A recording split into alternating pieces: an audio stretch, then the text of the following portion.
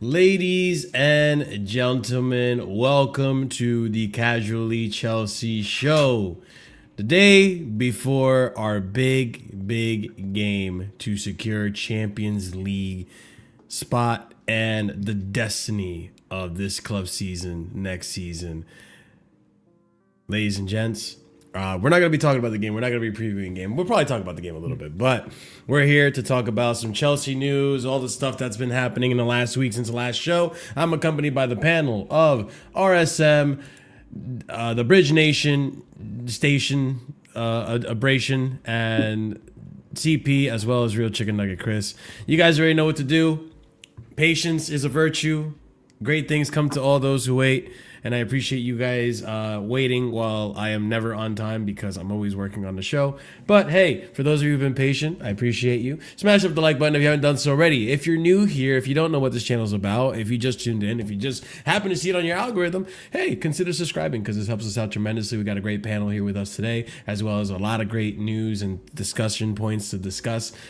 So stay tuned, stick around. If you want to just put us in the background while you're working on some landscaping work or yard work, whatever, or you're doing some whatever, cleaning up the house or working out, hey, by all means, helps us out tremendously. But smash up the like button. Check out the links in the description below. While Ahmed's being a freak. Ahmed's having a freak off by himself over there, bro.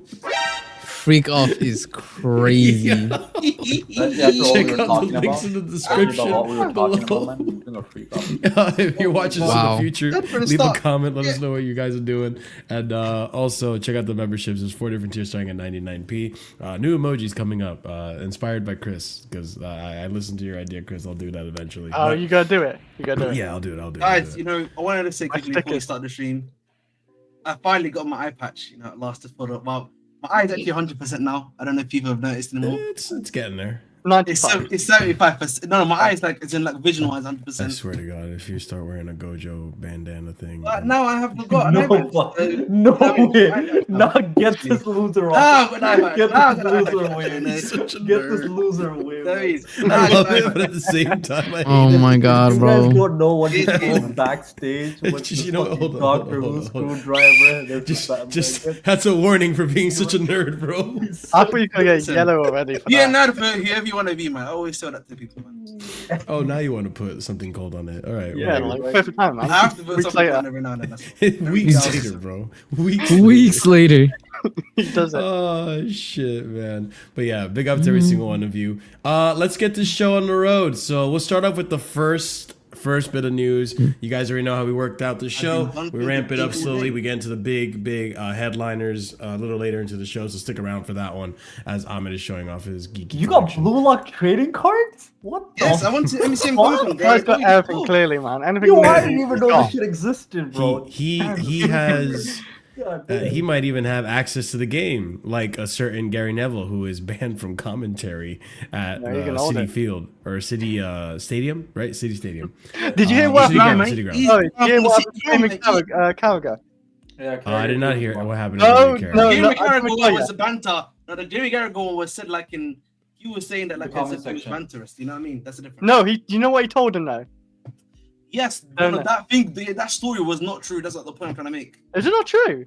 No, he was just see, trying Chris, to make this up is a why I story. No, tell because you I swear niggas. he wrote it on his Instagram Yeah, himself. he wrote on Instagram as a way Yeah. of saying it sarcastically. That was the point, Chris. Mm, I only saw yeah. like him just saying like told him to fuck off or something. Like, Listen, 'cause he- I'm officially But- got an ID badge too. You know what I mean? Just know if you want to know what happens in Aliens, I've got Give you. it up, There you man. go. I saw the video. I saw the video. They How need you to bring acting? Aiden respect again, man. Ladies and Yeah. gents, breaking news. Nottingham Forest have told Sky that Gary Neville is banned from the City Ground No, because of the against gaming, Chelsea. We have here from Gary W. Neville himself. I'll actually read this real quick. I was contacted by Sky Sports earlier on in the week and told that I would be commentating on the City Ground on Sunday for Nottingham Forest versus Chelsea match. I was informed yesterday by Sky Sports that Nottingham Forest would not give me an accreditation or access to the stadium as a co-commenter. I've had no choice but to withdraw from the coverage. I mean, you could have paid for your ticket or something probably, but whatever. I've dished out my fair share of criticism and praise in the last 14 years of doing this job and have never come to close to this unprecedented action. Personally, I think it's disappointing that a great club like Nottingham Forest would have been reduced to making such a decision, whilst they have every right to choose who they let into their own stadium.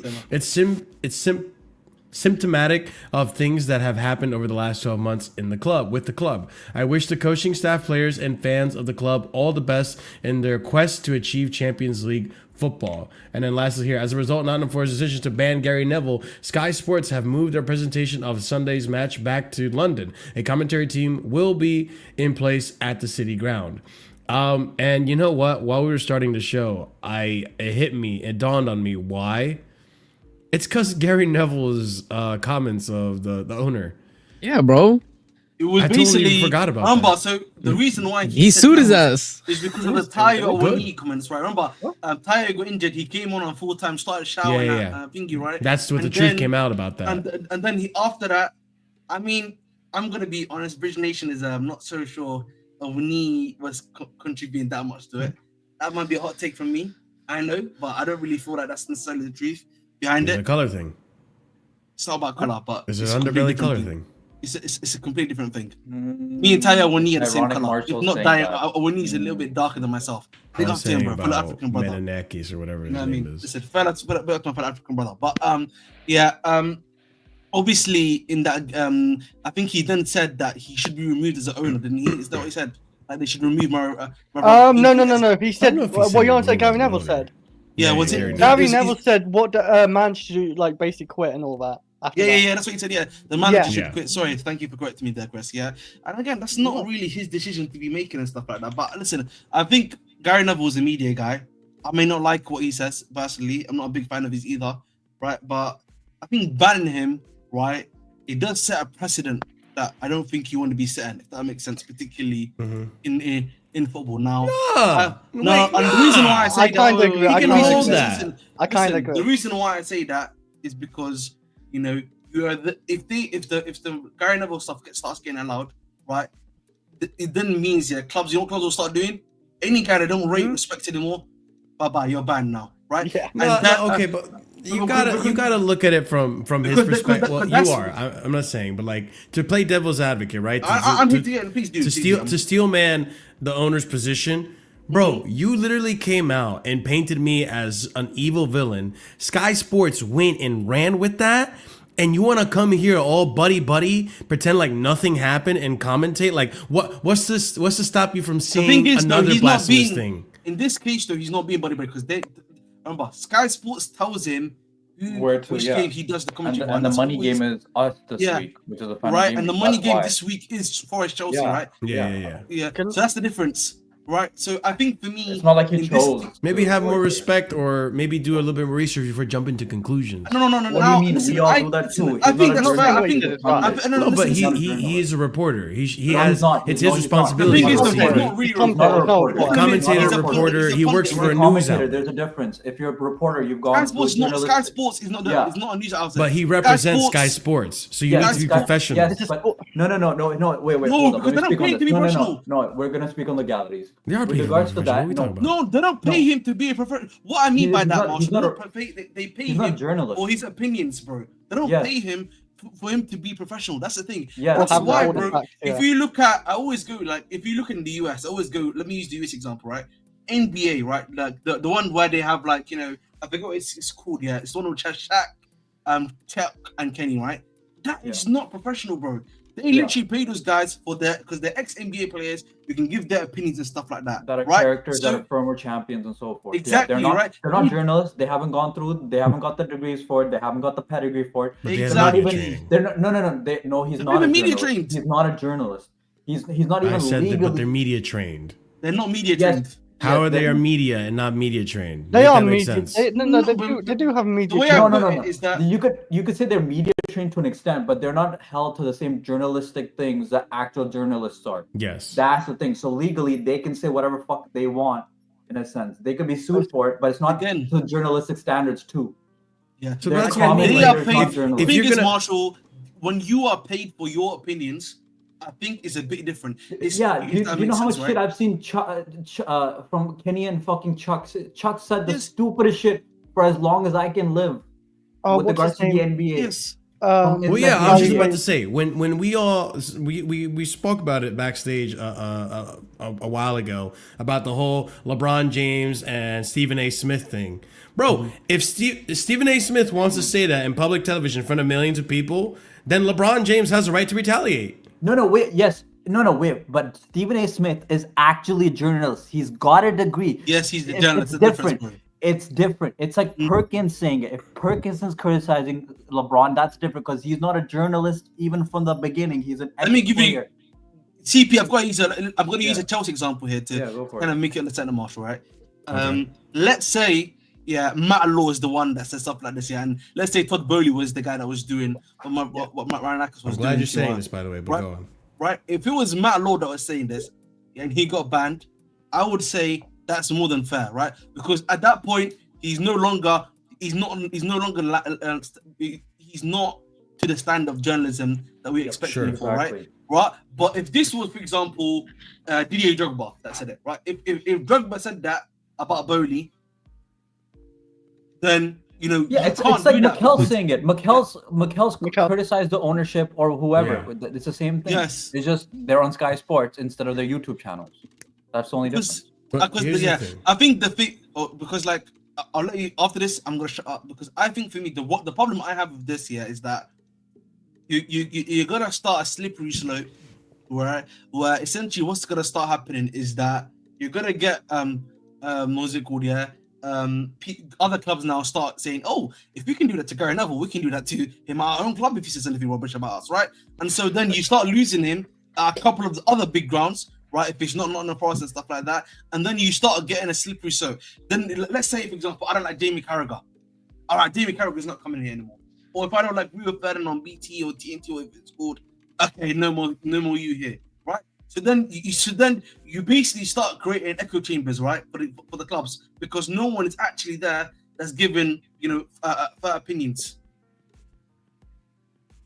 So, on what you said about, and this is me steel manning the position. By the way, in this circumstance, I actually side with Nottingham Forest owner. Like, honestly, the amount of media pressure that he probably faced as a result of what Neville said, and because it was misinformed and it came out of ignorance and assumptions, it caused damage, right? Like, I'm not gonna be dramatic and say irreparable damage, but along the lines of that, right?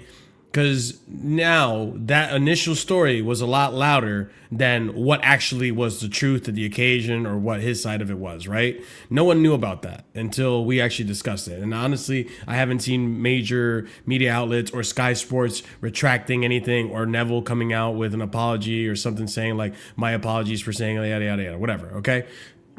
What I will say, on the Matt Law thing, there came a point where after the whole Mason Mount sale, Matt Law slowly but surely started to lose his credentials and his accessibility to the club that he had initially had because Bowley and whatever started to limit, or not even Bowley, but like whoever was responsible, the media, started to limit the amount they were allowing Matt Law to leak and the news he was allowed to hear. Let me ask you this question about Matt Law. Slight question. Sorry, I'm interjecting, bro. But the Matt Law thing, yeah, was that more so to do with the fact that these sources were changing in the Mount era? Because remember, I think a big thing that we forget about in the Matt Law era that I want to give him a little bit levity for was that when he was writing these articles, a lot of the old guys were still there because remember the directors had already just. I think at the time the directors had already just come in January. Stuff was changing still, right? So he may have actually lost sources in that period of time because they may have been sacked, right? Maybe. So that may also be the case as well. Maybe, but I would like to believe that there is a part of it that could play a part, right? There's also a part of it of, you know, also part of the reason we'll talk about this, why, you know, Bowley's trying to buy the Telegraph, right? There is a part where you start to cut the snake's head off, right? So I think there's that part to play where if you start to be a little disingenuous and really start to paint us in a bad light, we will start to cut your sources, and we won't, like, if you're just gonna put a bad notion on us and put pressure on us that's unneeded and you're working against us, well, then why should I work with you if you're gonna work against me? So there's that notion, right? And the other part is, as much as I agree with you guys was saying, right? Like, he's not a journalist, he's not a professional, yada, yada, yada. At the end of the day, you're going on Sky Sports. You can't just go on there and say whatever the fuck you want. Otherwise, we would have uncensored TV and it would be insane and people would get canceled all the time. You got on American television anyways. I'm sorry, I'm seeing Kendra Perkins say the stupidest shit on ESPN all the fucking time. What are you talking about? Bro, Shaq doesn't even know some of the managers for teams in the NBA that he be talking about. Don't miscue what I'm trying to say. Like, you're taking it way too literally. There's a certain decorum that you can't just go on mainstream TV and call the guy a cunt. You can't just go on mainstream TV and just like fuck him and his daughter and all this shit. Like, that's what I mean. There's a certain standard of decorum you have to uphold to. He hasn't sworn at Can him. we bring up the? But I'm not saying he has. I'm just setting an example that there's a certain. Hold on, I haven't even finished, bro. Hold on. There's a certain standard and decorum that you have to uphold to when you're going on Sky Sports. You know you are on Sky Sports. You know you can't say certain things. You know certain things will come with repercussions. So guess what, Gary Neville? When you're going up there, assuming what's happening on the pitch is the manager's yelling at Nuno and telling him this is not good enough and all this and that and shit like that. We've seen it multiple times happen against Chelsea where, oh, they're going into the locker room. Oh, he's slapping Raheem Sterling's wrist and all this and that. Like, there's a certain level of you're painting a really bad slapping picture. Raheem Sterling's what? Wrist. There's a certain amount of like punditry that, like, okay, maybe it would be a better way to do this is maybe do a little bit of research, figure out what exactly happened, rather than assuming what the spat is, painting a bad narrative. Millions of people are watching that. Millions of people now assume that's what happened. And then guess what? When the truth comes out and it's not that, well, more people are listening to the initial story than they are listening to the truth. The damage is already done. Yeah, but wait, hold up. Let me speak on this because I'm on the complete opposite end of you with regards to this. When it's happening at the moment, how the fuck is he going to know? He has to commentate on what's happening. He's seeing an ownership go onto the pitch and what seemingly seems like berating his manager. But that's not what he did. He saw, and then he had his opinion on top of it. Yes. Oh, if I was Nuno, I'd leave the club. Wait, hold up. Marshall, bring up the comments just so that we know what he said. Hold up.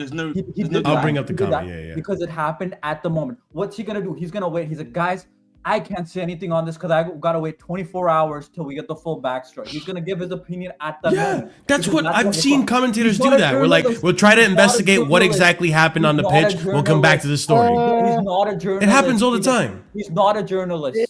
Commentators. He's done it for long enough, though. CP. No, what the? I've seen Chuck. Chuck was on. Oh, you know what? Fuck this. I'm gonna spaz out on this. Gary Neville has been commentating since at least I was a kid, dude. I was first watching Chelsea. He's had enough experience. You don't know American sports media. Chuck joined TNT in 1998. This isn't American sports media. This is UK sports. Yeah, claps. You're fucking deaf. Oh my god. You clearly don't know American sports media because Chuck joined TNT in 1998 and has been spewing bullshit since 1998 to 2025, and now he's gonna move to ESPN and still say bullshit. So what does that mean? He's doing it long enough. Marshall, we're not. I'll be honest with you, Marshall. Chuck's been spouting bullshit longer than Gary Neville has retired from football. I feel like Gary Neville. I'm sorry, CP. What does this have to do with Gary Neville's comments? We're not as classy, Marshall. We're not as classy. I think maybe you're making us out to be. That's probably what I'd say. Yeah. what are you expecting from like? He's a commentator. He's gonna Gary, start bullshit. by the way, Marshall, Gary Neville is the same guy. Listen, by the way. all I'm saying is that Neville, you have the right to say what you want, but if what's his Menonakis wants to do what he wants to do because of that, he also has the right to react that way. Wait. No, that's fair enough. Okay, but here's another point. That's all I'm saying. I'm not saying he shouldn't be saying that. I'm trying to look up the comments on it. I'll give a comment. Okay. So Egregious Monk make a good point here because I was going to make that right now, which is that listen, if you remember last year at the Carabao Cup final, do you know which Gary comment do you Neville want me to called us? You're on about with Kepa. Yeah, thank He you. called us £1 billion. Bottle jobs. Bottle jobs. And what did he do? Remember? Did we ban him? He called us that, by the way. Yeah, he did. Yeah. Nah, I remember he was a little pussy for that. Bro. And he was later on he regretted saying that quote unquote. He said that in the moment. No one yet at our football club decided to ban him. Yeah. And if anything, that is a bannable offense, bro, because he was literally trying to cook our team. He basically put a label on the entire club, on all the entire club. Tried to label our whole. Bro, he was talking management. And I'm sorry, and on the other side, he's working for Sky Sports, and you know where teams are getting their money from? From fucking TV viewership, partly from Sky's people like Sky Sports. That's what I'm wondering, like, so if Sky Sports is paying you the money to run your whole fucking organization, the whole fucking span, when you're getting 60% of your revenue from TV deals, especially in the UK, when UK viewership is getting fleeced, then and he's one of their employees, they can do what the fuck they want to, because they're actually running the whole operation. They're charging people like Ahmed expensive fees to watch the EPL. They're using that money to buy the TV rights. Yeah, charge Ahmed more. Matter of fact, how about that? No, but then they're doing TV deals with the EPL. So they give all this money that we're gonna get. Yeah, man. No, I get good deals, man. If we're in a Champions League spot, we're gonna get, first of all, more games, more viewership in terms of games next season. So we're gonna be getting more money that we can use for our transfer window or whatever it may be. That's from the TV rights deal. And Sky I just wonder. Them and BT are the majority rights owners for this in the UK. I just think for me, again, like I know Master bringing up the quote right now while he's talking, while he's listening to us. I think, listen, obviously, I think the standards in the UK might be a bit more high in the US, but at the end of the day, they still pay this guy to make his opinions in real time and stuff like that. Now, he can offer retractions afterwards. I think is another, which I think is a bit more fairer if that's what you're asking for, Marshall.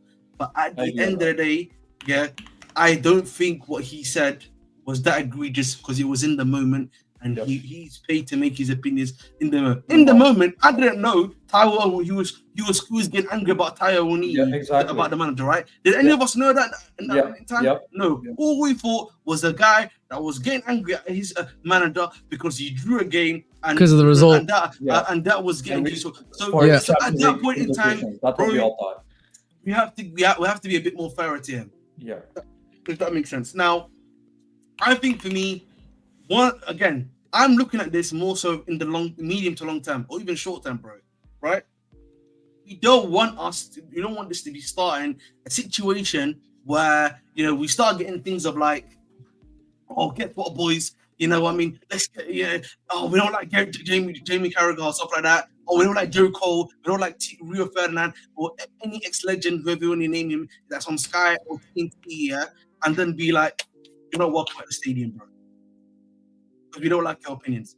Because then, as I said to you before, Marshall, it becomes an echo chamber. I feel comfortable. Okay, so this is what was said, right? Gary Neville, while on commentary duty for Sky Sports, you're on commentary duty.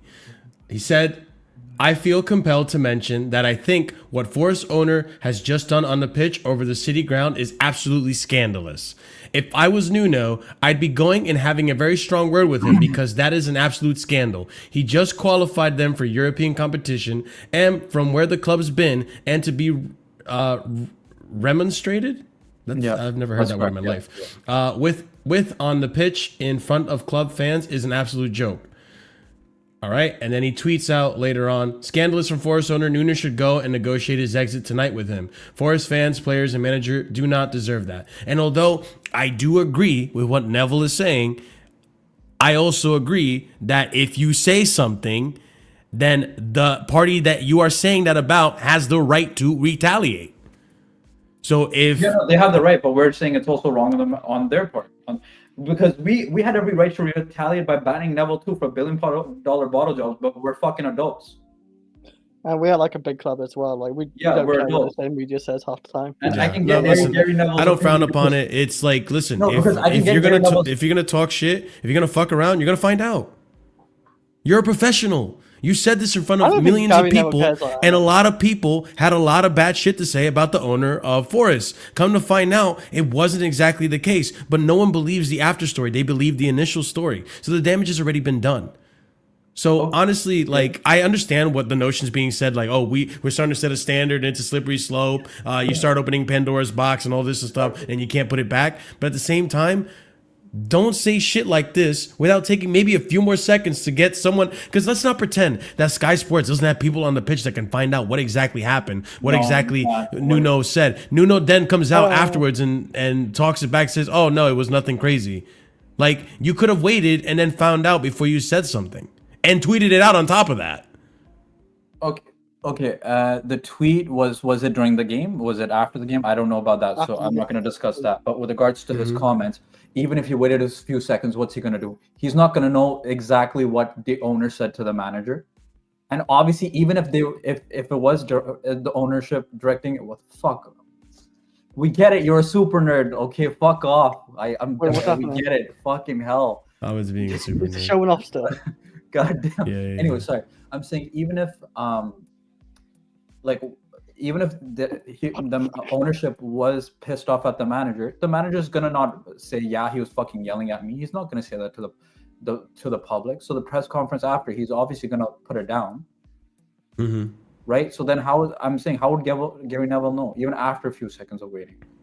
I can understand anything more about the tweet, because if that's after the game, like a couple hours after, I understand that, you being pissed about that. Yeah. More than if it's during the game, I get that still. Because he's criticizing how this ownership is quote unquote yelling at this manager, and this manager took them from 17th last season to potentially getting Champions League the next season. Exactly. But that's not the 17? case, right? Like, we found out after the fact that apparently, Yes, but it was 24 hours later though. Yeah, like it's But a that- blood. that's day later. But that's the problem, right? The wasn't damage has even already down. been done. It's not Because if damage. let me reverse the role, right? If Gary Neville had come out and said, "Look at the owner of Nottingham Forest yelling at the referee for letting the play, and now when he's hurt," it paints it in a totally different light. We don't know that, bro. Our knee's injury was in the 17th minute.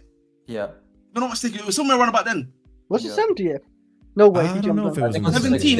17th. It was actually really early. It was Early, early in the yeah. game. if I'm not Wait, you're mistaken. telling me the owner came on at I 17th don't minute? think that was early. No, in the no, game. no. So Chris, our oh, knee injury so the happened. injury Oh, happened knee first. injury, my bad. No, brother. A one knee, not the knee. A one knee's injury happened early on in the game. Okay. Okay. And then apparently the medical staff checked up on him, and he said that he's still good to go. Right? Clearly, we found out later he wasn't, because he's in a fucking coma. But he said he was good to go. So instead, Nuno used a different sub, right? Later in the game. So he ran out of substitutions when Awani was really feeling it. And basically, they were playing with 10 men because Awani couldn't function, No. right? So that's the thing. That's what it was. Trying to find. I just wonder as well, like, say Gary Neville, Jamie Carragher was at the game, because Chelsea's not on Sky Sports for Sunday. I think that's kind of crazy since we're in this We are on top Sky five Sports, no? We are. We're not, are we? I look. Yeah, I we swear. We are. We are, but what's gonna happen is it's gonna be a commentary team there, but it's gonna be No, but done- are we actually on TV, Ahmed? Like, Yes. Yes, all games are on TV. The last I day. look, Yeah. I No, they're not. swear. It got shifted last week because it's where the money game. Oh, for fuck's Oh, sake, man! Ahmed, there's only two games being televised. It's our game and the Liverpool game. Yeah. So our game's televised, right? For tomorrow. Yeah. Yeah, it's our game and the Liverpool game for some Thank reason. God, yeah, I was confused. Okay. No, mate, I need to correct the Aston notion Villa's here. on TV too. Liverpool Liverpool is is lifting the cup. Liverpool's lifting the cup. That's came why. on in Yeah. the 83rd minute, people. He came on as a sub. I'm looking at it right now. Against Leicester City, he came on as a sub. Oh yeah. So it was yeah, the last 7 minutes of the game, not the first. Yeah. So yeah, that even gives more of a precedent that he could have potentially came on because his player got hurt. And that moment where he got hurt could have cost him the game because they did end up losing that game. No, the drew. They drew, actually, but I get what sorry, you're saying. They dropped points. Yeah. But they could have lost. Yeah. At the end of the day, Like it goes either or. You could say this and that, but like at the end of the day, if Neville came out and said, "Oh, look at the owner of Nottingham Forest, he's coming out and berating the referee for letting the play go through," and just like that, it paints him in a totally different light. That goes to show the power of media and people listening. So you need to be careful with that responsibility. I know Neville's not a professional. I know he's not a journalist, but at the same time, fuck around and find out. That's what this is. No, it's not, because you know what, Marshall? Yeah? Let's talk. This has to be the stupidest argument I've ever heard. Who gives a fuck? Like, honestly, who gives a fuck? One person said something that he was well within his rights to say based on the information he had at the time, and the other person reacted in a way that he's well within his rights to react because he didn't like what was said about him, and it's not the first time. So who cares? Like, who gives a shit? That's what I'm saying. I think he's well in his right to react. If he Both wants of to them are ban well him, within their ban right him. to react in the way that they did, considering the information they had at the time in the scenario, like in the situation. So who cares? Sorry, Scott. I think Ahmed's thing was, I think me and Ahmed are on the same page. It's like it could be a slippery slope with regards to other ownership, right? For example, when Neville said $1 billion bottle jobs, we didn't just be like, you can't fucking commentate on our games anymore. Yeah, but CP. I'm not being. We funny. just hit him with the. If our owners banned him for that, they're pussies. Grow a spine. That's a little But bit then, more. I would agree with that. But then my argument is, yeah, you're saying that he has the right to respond for what he said in the moment. But the difference is, he's meant to be giving opinions. So what, are we just gonna ban everyone that makes an opinion then about him? Okay. Because W. There's a difference. There's a difference between. Hold on. I need to point out a clear difference because we're conflating I want to things make now. one more point. There's- I'm gonna make one more there- point, Marshall, and then it's all yours. I don't care. Yeah, I'm gonna end my conversation after this. There is also another thing that needs to be said about the ownership at Nottingham Forest, particularly the main head. That listen, he also is in general a very shady gentleman. If you know what he does outside of football, that's the other. Are you That's talking the about Neville? other thing that. That's No. the other thing. No, the Forest owner. No, Yeah. Forrest Alright, owner yeah. himself. Don't look into where he could be getting his millions from, Marshall. That's That's all we what I'm saying. saying, No, man. I can Just imagine. don't listen. But That's all I'm gonna say. So I'm let's saying look at the fan there's a vote. difference That's what we need between calling an institution billion-pound bottle jobs. Oh, my He said God, Chelsea Zeno. were billion-pound bottle jobs versus criticizing the owner directly and then suggesting that the manager or his employee go around and quit. That is two totally different things. One is criticism and making a mockery of it, like, oh, billion-pound bottle jobs. One is actually directly suggesting, hey, you should quit your job. That guy is shameful. You're singling him out. It's totally different. So I'm not having this like, oh, but Chelsea They didn't not said ban. that about Poch. There were times when people were saying, even actual journalists have said, Poch should probably just leave the club. You know what I mean? They're not going to give They did say that. They did say that. They did say that. What were you So trying to say? that's what I mean. Like, I still stand with that shit. Like, So I No, so you're you gonna ban them? stand with that shit. But then if someone else says it and then the club's like, oh, we don't want to hear it, let's move them on. Then what are we saying then? Yeah. Do you see what the issue lies? And I'm sorry. If the Forest ownership is so worried about this public perception, how about you fire your fucking medical staff who misdiagnosed it in 1 year and caused this whole fucking shit situation? okay, no, But I it's hear not on the something about medical that. staff. It's on. No, it is. It is. They misdiagnosed. It's on the FA it. for still allowing No, it wasn't FIFA allowing. shit. It was a timeout. They fucking went into the pitch and they fucking made a CP. There diagnosis. was 7 minutes left to the game. Brother. Okay, so you clearly didn't watch the game. Because what I'm happened- reading to you. He came on in the 83rd minute. Yes. There were 7 minutes left to the They game. still He didn't had play a no- whole game and then get subbed out like you were saying. No, bro, we didn't say he got subbed out. We're saying he couldn't get subbed out because the medical staff misdiagnosed him by saying he's good enough, and Nuno used his last substitution window. That's what happened. The medical staff fucked up, told Nuno he's still good enough to play because of 1 year, and they did their checks or whatever shit. So then Nuno used someone else for a different substitution when he should have brought off a 1 year. That's what happened. I mean, I'm not. I don't work in medical, so I can't tell you No, but what if is a this ruptured guy's in a spleen. coma, What is so a ruptured I should appendix have heard supposed to some news look about like? firing this guy. The one he's in a fucking coma. Well, he was in a medical induced coma. It's not like he went into a coma shortly after. Yeah, he was but in, it could he was have been placed after- in a medical he's on induced the coma pitch. because he probably needed He's on the surgery. pitch because they misdiagnosed him. Yeah, but again, do you know what a ruptured appendix looks like? Like No, but it's the not like fucking he doctor gashed. says Like that you I'm know, paying it's not hundreds of obvious. thousands of fucking dollars for my players. They fucking should. It's literally they go to medical school for that. I fucking hope they should know. Listen, I'm not. I don't work enough I'm an in the Indian medical dude. I have field lots of to doctor have an relatives. opinion I on fucking, this. my I fucking think relatives that don't know this. listen, going to Dominican Gishikoma obviously was needed because apparently he's Yeah. like he's damaged that he had to his appendix and like what was doing to Yeah, he you know, ruptured his it appendix. was really bad. Yeah, from what I remember. Yes, like it was really bad. But like, listen, Yo, calm. How I about you just- go fuck yourself? And if you don't want to come back, then you can ban What me. are you talking Wait, about? wait. It's not No, even this is. tomorrow. I'm just demonstrating my right to have an It's opinion. not- yeah, mate, this is and if tomorrow. Calm wants to retaliate, he's Fuck you, allowed to. Marshall. I'm talking to Calm. It's not even 6:30 tomorrow. We don't even know what the fucking scoreline is. Wait, tomorrow. can I speak to Calm because you know I want to speak to a dickhead. Hey, what's up, dickhead? Can we wait till tomorrow? And if we win, don't fucking show up to any chat, bitch.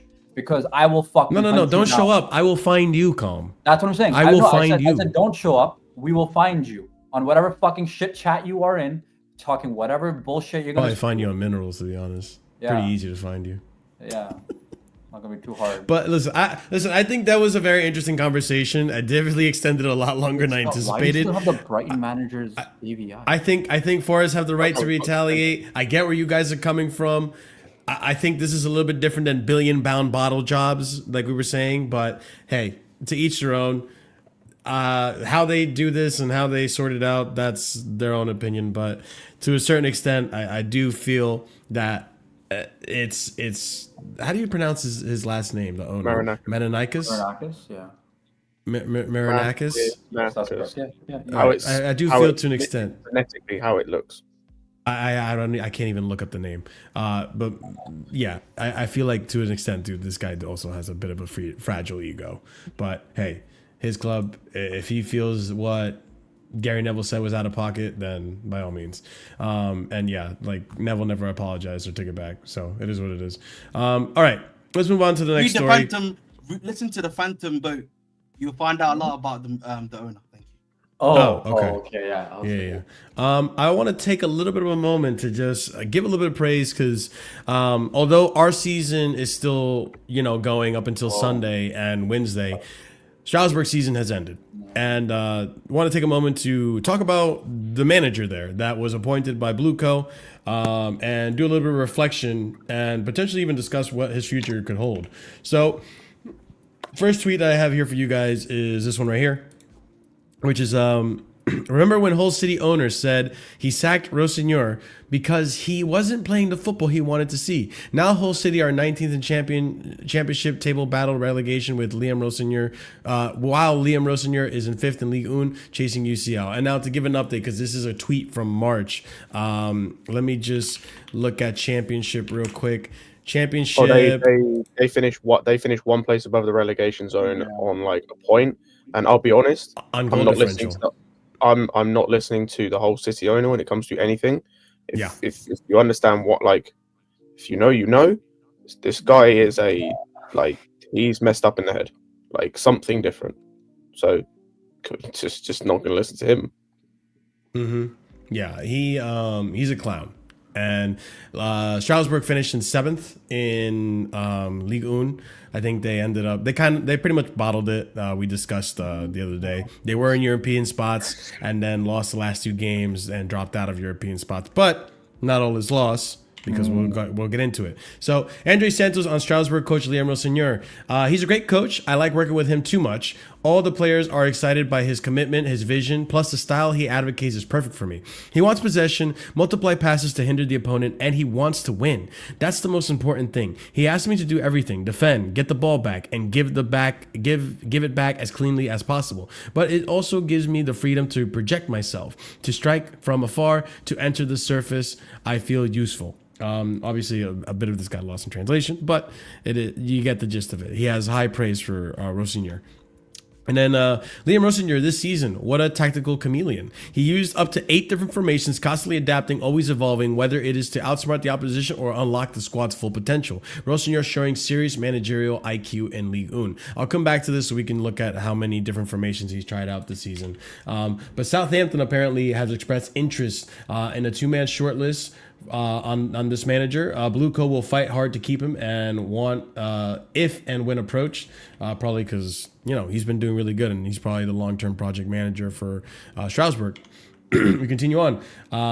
Again, same exact story here. If Strasbourg and Chelsea qualify for European competition, wait, am I getting ahead of myself? I am. Okay, so let's go back to this real quick. Rosenior, I don't know if you guys already have opinions on him, but I'll just say this real quickly. Fantastic season for Strasbourg. We'll go over what the season has now entailed, but they were challenging for UCL spots at one point and just fell a little short of the UCL spot towards the final days of the season, but they were getting great results, big upsets. Petrovic ends up being their player of the season. Also, Andre Santos, young player of the season for them. And also, I'll say this really quickly. 71 of you guys are watching, and there's only 18 likes on the stream. That is absolutely a damning indictment of the potential you guys could hit, and you're just not hitting your potential. That's Chelsea fraudulent. player mentality, fraud watch for 70 of you watching, and not enough of you have smashed a like. Wipe your feet at the door. You went on a hike. You wore the hiking boots, and then you come in and you just stomp around on this nice, lush white carpet. Bro, wipe the damn mud off your feet before you walk into my house. Let's get those likes up. I would like to hear from whoever wants to talk about Strasbourg first on Liam Rosenior. Do you want to know a fun fact? Go for it, bro. Do you know who it was that got him the job? No. Bully? Or Bobby? Yes. Nope. Nope. Joe Petrovic. Shields? Lawrence Stewart. Oh, really? Wow. Oh, really? Yep. That's crazy. Yeah, it's crazy. They worked together at Brighton. No, him and Will Stanley actually worked together at Brighton. They worked together at I can't remember. They worked together at one club. I can't remember Monaco? where. Not Monaco. I think it was Monaco. I can't remember didn't where, know but that. they worked together. Wow. So they did something right. Yeah, it's the Where one thing was, that Lawrence Stewart's done right in his career. Well, hey, maybe what I'm saying. Baby Where was Strasbourg last season fighting for relegation? Like at a very. They were 7th. How many teams are in Ligue 1? I think like 18, if I'm correct. They were like 13th, I think. 12th, yeah. And they only had like I don't know how many signings they I'll look made. it up right Obviously, now, actually. brought in obviously from Chelsea, Santos and Petrovic. I think they brought a few other They players. but- signed Barco and Jan. Right. Very good signing from Brighton. That was a I'll good be signing for honest. them, yeah. Fucking Yeah. amazing. They signing for them. have They got No, Omega. for a fact. So They have the Strasbourg youngest last season finished 13th. When That you say was like the finished first seventh, you think season. he like maybe overachieved, but it's just the way he went out of like they're Oh, not he- under like, any. he- The season before Blueco took him over, they were 15th place team. Strasbourg. Yeah, so he definitely overachieved. Like yeah, considering the makeup of their squad, like what they had to work with, and whatnot. But like, they definitely overachieved. Considering as well, this is the youngest team in Europe. is it really? They beat ours. Yeah. It's the youngest. Yeah, In their starting 11, I think we're it's even 24. I actually They're don't know where we younger. are. Just joking because we always. I was going to say fight their them. average age. I think in their squad, in their match day squad, at one point they had an average age of 21. Yeah, we're 23, 24 right now. Last season we were younger. I think last season we were around 22 22. at the 22 youngest. and a half, I think. Yeah. Yeah, now we're at 23, Yeah. 24. We have the youngest in the Premier League, but yeah, they have the youngest in Europe. Yeah, that's crazy. Mhm. And they're only gonna get younger. I Yeah. I was going to say that they are, because one of their oldest players in their squad was Petrovic at 25. Bro, they're about to get pies and stuff. That brother just turned 18. oh God. Yeah, they're about to get Penders, probably Paez. Like, And Yep. Anselmino, I think Anselmino's 19. Remember, he was supposed to go there. I appreciate what Strasbourg done for Santos and Petrovic to show how good they were, at a highish level as and well. someone asking in the chat if Santos is physical enough for the Premier. I'm And not. to be honest, I think the French league to the Premier League is the best transition Yes. to what league you can ask for. I've Mhm. seen. Like, Yes, you're not gonna trust the Portugal league as much. You're not gonna trust Serie A like for Chelsea. especially Not this the year, I would Bundesliga, say. not Bundesliga for Chelsea. Let's say that. Like, it's it's bad. So Just yeah, give it up. like, Bundesliga and Chelsea, Chelsea, give it up, bro. So I it'll agree. be interesting to see what them two do. I don't know why we dropped Petrovic because I felt like he was still best keeper, but we did it anyway. So hopefully he gets his chance this time. Hopefully. Yeah. No, and you know what? I'll move on to the next part real quick, just so we can get a little bit of full context of what's going on with Strasbourg, because this was something that was in question, right? And we talked about he overperformed. Let's get this right here. If Strasbourg and Chelsea qualify for the same European competition, then Blue Coat would have to pause their involvement in Strasbourg via a trust. Chelsea and Strasbourg would not be able to transfer players to one another or use a shared scouting database until the end date of the trust. Now, this was obviously prior to the end result of the league over there, as well as what may happen here in Premier League. But yeah, this is just to give some context as to what happens, what would happen, were they to both be in UCL or Europa or So, quick whatever. question. So, if we win Yes. Conference League and then Strasbourg are in Conference League next season, so it's Blue Coat's gonna get chance to win back-to-back UCLs. Is that the thing? Anyways, the proposed Mamadou Sarr's move from Strasbourg to Chelsea in summer would be banned by UEFA if both clubs qualify for the same UEFA competition. Unless the transfer had already been signed last January without official communication, this is the only case that would allow Mamadou Sarr to join Chelsea for 20 million euros, bonus included. Again, if they were in the same competition. So we move on. Should Chelsea and Strasbourg get in the same European competition, it's understood they would have already done much of the background work in case that scenario plays out. And both clubs are confident it would not impact their long-term plans and goals. Chelsea brought Mamadou Sarr from their sister club, Strasbourg, for £11.9 million in January in view of him joining in the summer. However, they are thinking about him staying on loan for a season so he can develop further. And we have here that it is now confirmed Lyon is in 6th with Europa League spot. Strasbourg in 7th get a Conference League spot. So Strasbourg are actually in Conference League now next season. So big up to them. Hopefully they don't listen. No, best possible case scenario, we win the Conference League and they defend it for us. Massive dub. Massive dub. Massive dub. Back-to-back UCL. Okay, I understand the question. No, I'll claim it. I'll claim that we defended our UCL if we do that. Exactly. Yeah, our loan players are going to be there again. You're laughing, Marshall. I will claim we defended the UCL. Strasbourg No, go it's in. fine. Yeah, that's fine. That's fine. Nazar Kinsella pretty much explaining here. Looks like Strasbourg will get into the Conference League with PSG 3-0 against Reims in the French Cup final. A great achievement for them. Worth nothing that Chelsea could still end up in the Conference League if they lose both to Nottingham Forest and Real Betis. So obviously, if that happens, I dare this them. is I all dare null them. and void. I dare really them. don't think I it's gonna fucking dare happen. them. I hope dare that them. doesn't happen. Dare what? I dare them. I dare Chelsea to try this shit. Oh. Yeah, no, let's not bottle it for Strasbourg, please, and for us. But I will say, yeah, pretty much because of the result of that French Cup final, Strasbourg were able to get into Conference League. So big up to Strasbourg, big accomplishment for them. And this goes back to what we were saying about Rosenior.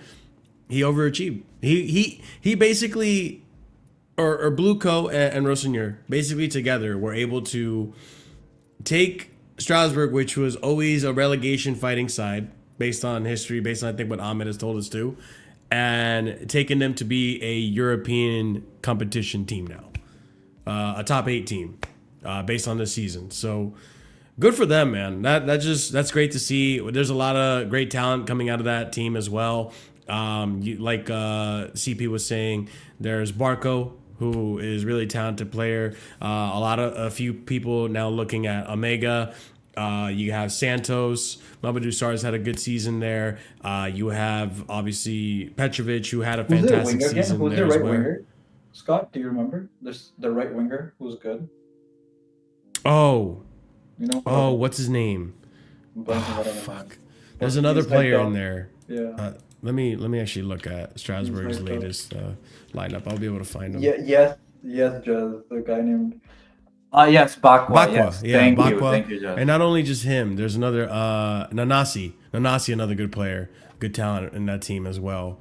So they have some good talents there, and gotta give kudos where kudos is due, right? Like good on Blueco for taking the strong assets of the team, keeping it, and building and investing in it, and now it's paid off. And obviously, I understand that the ultras there maybe don't like the way Strasbourg is being run, the whole Americanization of the sport. But at the end of the day, they're a lot more relevant as a club than they were before. Not even relevant, by the way. A lot of League 1 teams are financially going bankrupt. Yeah. Let's just Like, say they're done out as here. a club. Let's just say we're keeping them staying up as a Not only we keeping them up, we also got them into European competition. Yeah. Because let's be honest, bro, the type of player that Santos is showing himself to be, Strasbourg would not be able to pull. Respectfully. Yeah. And that's not a disrespect. That's just being honest. But no, and I remember me and Scott, we had this conversation before.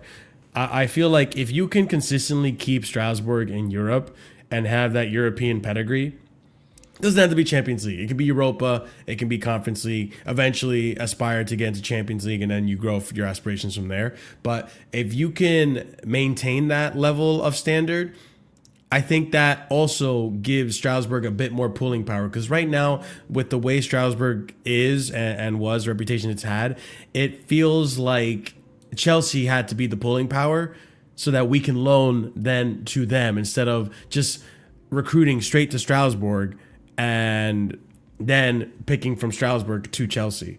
I think the attractive part of the transfer for a lot of these players was, oh, Chelsea, their history. They've won multiple trophies. They're one of the biggest clubs in London, biggest clubs in the world, yada, yada. You don't get that attraction with Strasbourg. So I think this helps out Strasbourg's reputation tremendously. I don't know if you guys agree.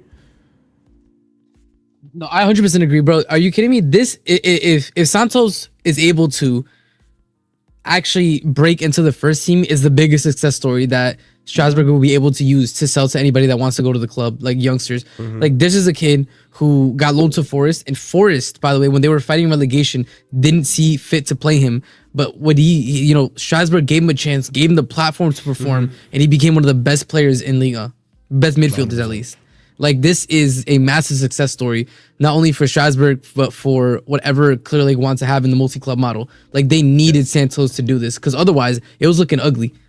With David Washington, and we can go on, like, I think with one or two others, that didn't blow up. But Santos is one that, actually completely worked out. We actually valued Santos so much that his development, that we were arguing, remember? Call him back during the winter. We need him, but they valued his development so much more that they let him stay. That's one thing. I think it's big. It's massive now. And I'm glad for Strasbourg. I think their fans are gonna celebrate being able to go to different European, to be in a Euro competition and be able to go to different places. Obviously, like, remember we went to like Astana in Kazakhstan or whatever, but like, it's the first time for them, so I'm happy for the club. Yeah. CP, Chris, you guys have any thoughts on this? Sounds like a good feeder club that we've started running, so that's good. No, I'm being serious. Like, that's what the whole purpose of this was. Yeah. To prop up this club and to have people we can loan there to learn and grow, and also them maybe later down the line, because they bought people like Bakwan and Omega and stuff that can maybe be bought. For example, SAR, actually, we bought SAR from them, so who can integrate into our team in the future. So it's a good feeder club. Hopefully we can buy another one so we can actually just loan people to feeder clubs. So then we know they're going to play, and that they're going to play a possession style and back three system. So they're used to a similar style of play. So that's the good thing about Rosenior, is like, he's obviously played a lot of formations, but predominantly he's been back three, and that's kind of what we do when we go into attack anyway. So and possession style as well. So should be a more seamless transition for Santos than if he was coming from a more defensive system. So facts. Yeah. Chris, are you gonna start watching more Ligue 1 now? Wait, what? Wait, why? I fucking love this. I told you. Sorry, I had to let my dog out, and I am a cripple, and my whole body's dying. Okay. What? I told you. Man. Remember his bug. My whole body is fucking shutting off of me like the last couple of days. All right. Oh my days. The physio has killed me. Guys, just so you know, he's the panelist who, when new members come, like when someone joins the stream and you're like, "What's the news?" he kind of helps us because we have to re-explain everything that we just talked about. Yeah, in the no, past in few a, minutes. yeah, in a sense, it's kind He's of like a recap guy. He's like a Young recap Bo- He's a guy. recap Chris guy. the recap. Real recap, Chris. He's a Real He's a recap recap guy. is hilarious, bro. I can't lie. Oh man. Okay. Well, we got the recap, ladies and gents. Well, we were speaking on Santos, so let's move on to the topic that I have next, which is Santos, and Essugo, to be honest. So, of an idea of how they're going to be used and how their seasons went for Chelsea now. So first tweet I have for you guys is Andrew Santos will be given a chance to impress at Chelsea after spending the season on loan with Strasbourg, according to Matt Law. This was as of March 31st, so it was a bit old, but hey, figured I'd bring it back up because it's going to be relevant to what we're going to be talking about in a second. Andrew Santos will play the Club World Cup, but he wants to be important and play minutes. Several clubs are interested in him, according to Edu Burgos. Some of those clubs being Bayern. What other clubs are interested? I know Bayern was one of them. I reckon there'd be a lot of clubs. Man United Yeah. probably want him. I reckon. Yeah. I reckon City would actually like him as well. Remember Bayern were in for him too. Don't forget. Yeah, Bayern, like for sure. Bayern and PSG, I think. Were Yeah. the two. The annoying Yeah, thing yeah, is, yeah, right, yeah. we have got a lot of good midfielders. Obviously, Lavia is an injury-prone guy, but we got obviously Enzo, Caicedo. But this is why I feel like we have to try and play three midfielders if we don't get You also forgot enough another good person. forwards. What? You forgot the KDB of the Conference League. You know what I'm saying? Shout out to Also, KDB, I mean, KDB's leaving, but you know what the thing as well is that it's good to have him in, just because of the fact that if we do get Champions League, right? Like we would rather save Caicedo for a Champions League game than, for example, play him against Leeds that, for example, came up or something. You know what I'm saying? Like, Yeah. this is where he would play like full 90 minutes. Yeah. More on here on Andre Santos. Chelsea and Strasbourg have agreed to wait until the end of the season before deciding what to do with Andre Santos. It is understood the final decision is being delayed, namely once it is confirmed which European competitions each are in. And I think that's fair because, you never know if both were going to get Champions League, for example, then we have to make a decision there. I think regardless of any decision, I think Santos needs to stay at Chelsea. But we continue on. Chelsea already planned to have Andre Santos providing competition for Romeo Lavia in midfield. Dario Essugo will be backup to for Moises Caicedo, according to Simon Johnson Sports. So just note, like, competition for Lavia versus Dario Essugo, who is going to be a backup for Moises Caicedo. So Moises Caicedo ain't going to have no competition, pretty much. We continue here. Andre Santos has scored 10 goals in Ligue 1, crucial player for Strasbourg this season. He is set to return to Chelsea as June as part of the FIFA Club World Cup squad. And I'm excited to see him play, ladies and gents. Dario Essugo will be part of Chelsea's first team next season as Matisse Amagu will join Strasbourg on loan. Essugo's contract is valid until June 2032, plus option to extend until June 2033, sorry. But yeah, I think in terms of what we have with Andre Santos, very, very talented player. He has to stay at Chelsea. I mean, he doesn't have to, but I really, really, really, really think if you want to do the right move, if you want to help bolster the squad, if you don't want to spend as much money on a transfer window, if we need to save money or whatever, be on a budget, use more of the transfer money towards more important targets like a striker or maybe like a world-class center back or whatever, then you don't need to go anywhere else for a midfielder. You have Santos. Like, just use him. Romeo Lavia might be injury prone, so why risk it? Rotate with him. And if all goes well and we get UCL, you're rotating UCL minutes. One's playing Premier League minutes. I think both can be happy at the same time. So I think it's really important that we keep this player. As far as Essugo goes, look, he's young. I think as long as he's getting cup minutes here and there, substitution minutes, so we're not playing Caicedo to the ground, then I think he'll be happy with those minutes. I think he's a good player as well. Still a little raw. I think he needs to work on the tackling ability. I don't think he's as precise as Caicedo is, where, Caicedo gets rough with the player, but he gets the ball, Whereas Essugo, he'll get physical, he'll get rough, but he'll still commit fouls. He got sent off in the Betis game I saw him in. So really? He's a little clumsy. I'll say that. He's not clean with the tackles like he needs to be. That comes from practice. That comes with development. So That also comes with him. Like he's 18 or something. Yeah, he is. 23. Yeah, he's young. The thing is, he'll also get. Oh. Yeah, he'll also get the time that he needs to develop as well. Like, in terms of what we're talking about, like learning this, Under that. Caicedo. Yeah, he'll learn under Caicedo. Same thing. This is what we were like. Yeah, this is why I would have wished we kept Conte a little bit so Caicedo could learn to him. But this is what hopefully is going to be happening as well. Yeah, that's the part that gives me optimism for this kid, because when I've seen him play, and it is really, really similar to how Caicedo plays. Obviously, Caicedo's a much more rounded and finished product, and Caicedo's going to give you a lot more of those world-class moments, whereas Essugo is still, I would say, like Essugo is like maybe where Caicedo was when he first came to Brighton, you know? That's where Essugo's at. But he could potentially be just as good in the future. But, I mean, it's going to take time. It's going to take learning. Like RSM mentioned, like, it's nice that he's going to be learning under Caicedo. But as far as Santos goes, competition with Lavia, as far as I'm reading. So maybe that means that Paez is going to be the competition, or at least the backup to Enzo, if he were to stay, by the way. Which, you know, we'll mention in another show whether his future stays. Paez's future is at Chelsea or it's at Strasbourg. But that's, you know, all in due time. Anyone have any thoughts on Santos before we move on? Oh. All right. Big up Santos, man. Big up Santos. No, he's had a fantastic season. Like I said, young player of the season for Strasbourg. And yeah, good for him. Now, I want to take a moment to talk on the Chelsea midfield and kind of give Caicedo some props, because I feel like we kind of overlooked it with all the games and all the stuff that's been happening. And so we'll go ahead and talk about some of the rewards he's going to get. So this is pretty brief, and then we'll talk on Enzo. But here we go. So the two tweets I got here: Chelsea are expected to discuss rewarding Moises Caicedo, who the club regard as one of the best midfielders in the world, with a new contract this summer, according to Matt Law. We also have here that Chelsea have no intention to sell Moises Caicedo in the summer and believe he is one of the best players in the Premier League. Plus, he still has 6 years left on his current deal.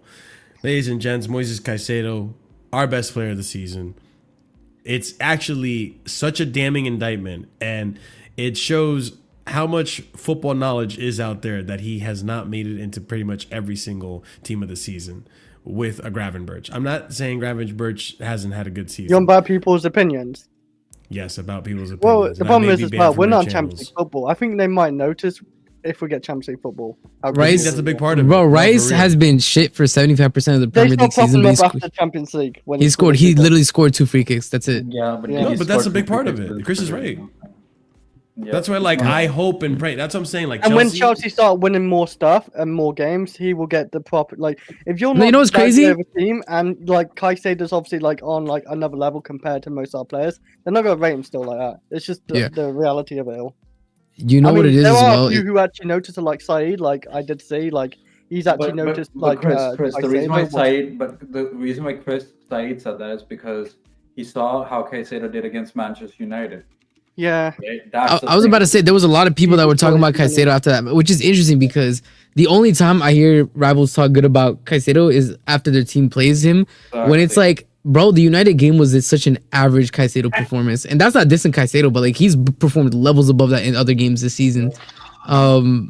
It is a thing. We just need to be not only competing for major honors and stuff, but this is the thing. Everybody like glazes Gravenberch because everybody's watching Liverpool games week in and week out because they were challenging for the league.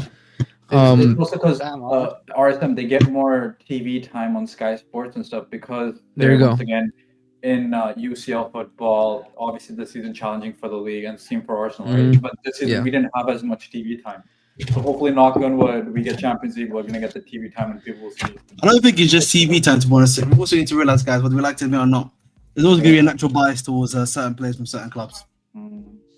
That's just the case. Because I still feel like there's a few players like Cucurella, man. I don't think Cucurella gets rated enough, or even maybe Enzo Fernandez, and they're really good players. I think Cole Palmer gets rated highly because he's English as well. Like that's one of the probably. Yeah, I mean, I mean that also applies to Declan Rice as well. I'm not saying like Cole Palmer's amazing, but like he's got the English side to him. Like what helps. Yeah, Scott, can you elaborate on that for us, man? It's a fellow Englishman. You're English, bro. What are you talking about, brother? I'm not obviously English. Let's have it right. I'm not of English origin. I mean, that's the difference. What do you mean? You're proper Chelsea. I saw you how you sniffed that blade. You're proper Chelsea. Yo, Yo, Hey, this is Chelsea. insane. It's insane allegations. I Okay? see how you Not talk about allegations. Jackson. We saw it. You're We proper saw it. chills. We saw it. We saw you sniff. I mean, I talk about Jackson. Like, listen, if you go to Africa, man, they'll be talking like that about Jackson too. So, what are you trying to say? Hey, I'm that's what trying I'm to say saying. anything, man. I'm trying to say what you're saying. Listen, don't let me catch you speaking about certain Peruvian players, man. That's all I'm saying. Wait, No, but what but do you that- mean but by that- like you're- no, but I genuinely mean like, what do you mean about like how the media talk about certain players at Chelsea? Like you said something about that. You alluded to that. No, I just mean like, listen, we need to realize there's always going to be a bias towards certain clubs in general. You know what I mean? We know who the Oh, clubs okay. are, and they always wear red. Yeah, that's what it is. At the end of the day, right? the Red Mafia, bro. And the problem is, yeah, unless you win the league, you're never gonna get players that get given the necessary shine that they deserve, right? Yeah. And online mainstream media. But as I always say, man, for me, I don't. One thing about Chelsea, I always say, bro, yeah, I don't really care what they think.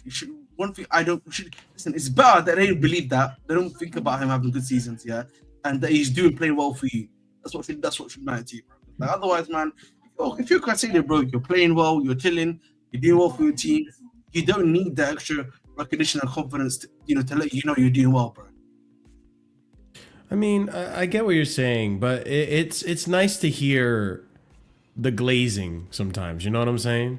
I mean, do I really want to be It's hearing nice to get glazing again? glazed sometimes. Let me ask you a question. Do I really want to be hearing glazing from Jamie Carragher? I don't really feel like I need to be hearing about being glazed. Matter of fact, I would love to. I would love. This is the thing. Yeah, It's I think I would, it's a double. It's the thing is it's a double-edged sword, Marshall. Because like I would love to hear more praise for the players that I think perform in our team. However, I don't want to hear Carragher more. So understand what I'm just saying. Like I'd rather him just not speak on our team because he's an idiot. So I hear it. I don't want to really hear him, Jamie Carragher, Gary Neville. I don't want to hear these guys talk about my club, bro. I don't really. Facts. Like, there's a lot I of guys. think for me, plus, it's like Jez makes a good point. What is he like a baddie? Like, does he need to hear he's on fleek or something? Like, what's going on? What, Jess? I think that's what Marshall wants, right? Like he wants. Yeah, everyone man. to know he wants everyone to know he's dating a bad bitch. That's what he Yeah, wants. man. Oh, she's banging, man. She's a 10 out of 10, man. Look at the new. Everyone she's look got at a her. new Be Evo. be jealous that I got her, guys. Come on, look at my baddie, man. Look at my baddie. Look at her. Don't you guys Come on, think- Come on, be jealous. Don't you guys think to a certain extent, when it comes to these conversations at the end of the season of Ballon d'Or or Golden Boot and all that stuff, well, Golden Boot not so much, but like Player of the Season and all that stuff, all these accolades, right? Yeah. To an extent, it also has to do with how people speak on it in the media, right? Like, I feel like the media does have its finger on the scale to an extent as to how these players are portrayed. Like, don't be surprised if Mohamed Salah, despite these last 10 games or this last third of the season, he's been shit and not been scoring nearly as much or being as effective as much as he was in the beginning of the season. But don't be surprised if at the end of the season, he still gets Player of the Season. Yeah, obviously he won the Premier Marshall, League. I think Don't you think he should be Player of the Season? Huh?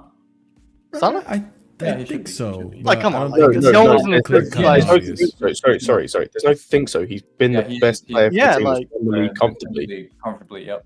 Like, how many He's been goals the he best scored? player in the 28? league. Like, it's But not near fair. But 30? isn't he like an assist away from breaking like the cherry Yeah, on Bro, the he's cake? been an assist away from break from. He's No, been an he- assist for like not 6 breaking. games. I know. I was gonna say, know. he's been one Hey, assist shout out to away. Darwin Núñez, man. Flying. Shout out to Okay, Darwin I'm Núñez. He's sorry. been one Let me- assist away let me- from tying the all-time record. That wasn't the for, best Are you example. sorry? That wasn't the best example. That wasn't the best The example. league is not the That best. was a horrible example. Phil Foden last season. What about him? He's amazing, wasn't he? Yeah, what about him? Young Player of the Season last season over No, Cole Salah Palmer. can't win that, player can of the he? season. He was player of the season last season. Player of the Season last season over Cole Palmer. He shouldn't have been. I think Cole Palmer should have had that, Yes, respectfully. but here We was like, what, you 7? know why? It's very similar to how it is in the NBA. The person who has one of the best records, who's the best player on the team, usually is up for MVP. And it's the same. They won the league, and he was their high. Besides him, it was him and Holland for highest goal output. But CP, you don't think it Yeah. has anything to do with the media just overhyping and praising Yes, but and that's all gonna that? No, happen like when yes you and win no, games, but like you it's have also it's like what CP says. Like at the end of the day, like Cole Palmer would have got way more hype last season if we weren't fucking 12th for most of the year. Yeah. Yeah, Yeah, exactly. yeah. We If weren't top shit, four this and it's year, kind of yeah. the same this season. Like if we'd say, even if we didn't even have to win the league, by the way, if we hadn't had that bad patch in the middle of the season where we were playing like shit, we had that Yeah. like what was it 9-game period where we were playing like shit. If we'd have stayed second the whole season and finished second, Well, Caicedo probably gets team of the season, probably gets way more props than he's Marshall, getting. here's a Same for prime Oh, Cucurella. definitely, yeah, Here's a prime easy. example. The Brighton game when Palmer scored those 3 or 4 goals in the 4 first goals half in of the line, yeah. season, and he won Player of the Month. The amount of glazing, the dick sucking that the media was doing on Palmer for that game, even though he wasn't performing as high as we've seen him compared to last season. They're putting him in as world class shouts. But also, it goes the other way as well. There was He, in the first half season, he was still on hot Yeah, that's what form. I'm saying. It's just um, second half. Yeah, kind of yeah, dropped yeah. off a bit. Marshall, it goes the other way as well because of how well Palmer did this season and how well we started the season. He had shouts for team of the season this season, despite being shit for like 4 or 5 months. Yeah, he's Yeah. Like, he's despite going being for it. He had a 50-50 season, bro. Yeah. Yeah, and he got I team of the agree. season shouts. It's the same with Bruno Guimaraes because we know how good he is as a player, despite the fact he spent the first third to half of the season being garbage, but has had a great second half of the season. He got team of the season shouts. In fact, he's in, I think, either Carragher or Neville's team of the season. He spent half the season being shit, Yeah. but it's because like it's reputation. It's like you see these players how they perform like one season or how they perform across a few seasons, then they're an amazing player. So you saw how bad like Caicedo was for some parts last season, and you see how like the price tag and whatnot, and you kind of just forget about him. Yeah, just as right. Same with Isaac. Like I remember obviously Prime's different on his opinion now, but I remember beginning of the season, Prime's like, I don't see anything special about Isaac because also last season Isaac was injured and he wasn't giving the genie he had this season. This season he's fucking insane because he's been healthy. Yeah. Right? It's again what Scott is saying. It's perception, right? And sometimes it's perception of also us fans that changes the media's perspective. Right? Because we talk about it so much, then they're like, we gotta talk about it. Like we gotta push that agenda now too. Right? No, and I understand that. So hopefully next season, if we're in the top in Champions League spot, we're gonna get more eyes in general. And if we're doing our job, which is gonna be in the top 4 again at least, at the very least next season, we'll get the glazing for some of the players that they deserve. Yeah, and I do think a lot of it has to do with what Chris said. Like, I think a lot of it has to do with the fact that we're not in Champions League. That not being in Champions League and not having those performances at the highest level of the game, it does impact people's view on you. And like, you know, people literally saying that Caicedo in the beginning of the season was fantastic, but he fell off at the end of the season. That's just like for me is so damning and that tells me like you don't watch the sport. Like you Marshall, don't. we got Rice world class shouts after 2 free kicks when he was I mid. know, that was insane. He was mid before then, and then he scored 2 free kicks against Real Madrid, and people like he's world class. Yeah, it's insane to hear people like, again, not to downplay the free kicks, but if the highlight of your season was 2 free kicks and that's the only highlight you have to speak of, bro, what are we talking about? Like that was the peak of the season. Was that? Like it's not like he had a great season prior to that. Like he was okay. He was a little bit bang average from time to time. He wasn't lighting the world on fire. I would argue that Rice's first season at Arsenal was a lot better than this current season. Yeah, so like Palmer kind of. Marshall, Yeah. I watched. So AFTV did like on their podcast the other day did player ratings. It was boy. Turkish, Lee, Jordan, and James. All of them said he was shit for the first 3 months. How the fuck can you be a team of the season if you're shit for 3 months of the season? Make that make sense, That's please. what I'm saying, man. That doesn't make any fucking That's sense. Arsenal fans saying that, by the way. That's Arsenal fans who watch their team week in, week out, said he wasn't good for the first 3 months of the season, and then since then he's been great. Again, as I said Make that before, make sense. you need to. I think people need to realize again, bias. Okay, as long as you realize that, that's not going to change anything. Of course. That's all it's going to be. So like, I don't really care about these conversations because as long as I'm content with what he's doing, as long as what Chelsea's content with what he's doing, I don't really feel like it's much of a problem. Like if your players start getting a lot of recognition, man, that I also think is like, you don't want that to be happening to your players, right? Either, right? Because necessarily it's just that, I don't know listen, about that. I have to know because I think about it like this. I always say think about it like this, from this perspective, right? You don't want a situation, like where man don't want to be looking at you. Oh, he's a really good player. Let's try to get him, right? You don't want to be. That's it, man. I hear it, Armin. You're Jeez crazy, Louise, Jez. Jez. Jez is Jeez crazy, Louise, bro. no. Jez is actually I'm not on crazy. that wave personally. You know what I mean? I'm just here for. Yeah. Jez is crazy, bro. All right, let me move on to our other midfielder, which That's that is cock the mentality, first. Ahmed. Is the Listen, first, I don't big listen. I don't need to story be that recognized, we man. have You know what I to mean? discuss. I work in the darkness. I'm sorry, In Mark, terms listen to me. of I need to. our, in terms Let me of just- our midfield, this I is just want you to the know, second Seth, big bro. story. I'm gonna kill you, Ahmed. This is I the just want you to know, Seth, other. bro. Listen. I work in the darkness, and I'm content with doing my job in the darkness, man. That's it, man. That's it. If you start getting known, it causes you problems. You don't want to be a problem causer. Marshall, you tried your best.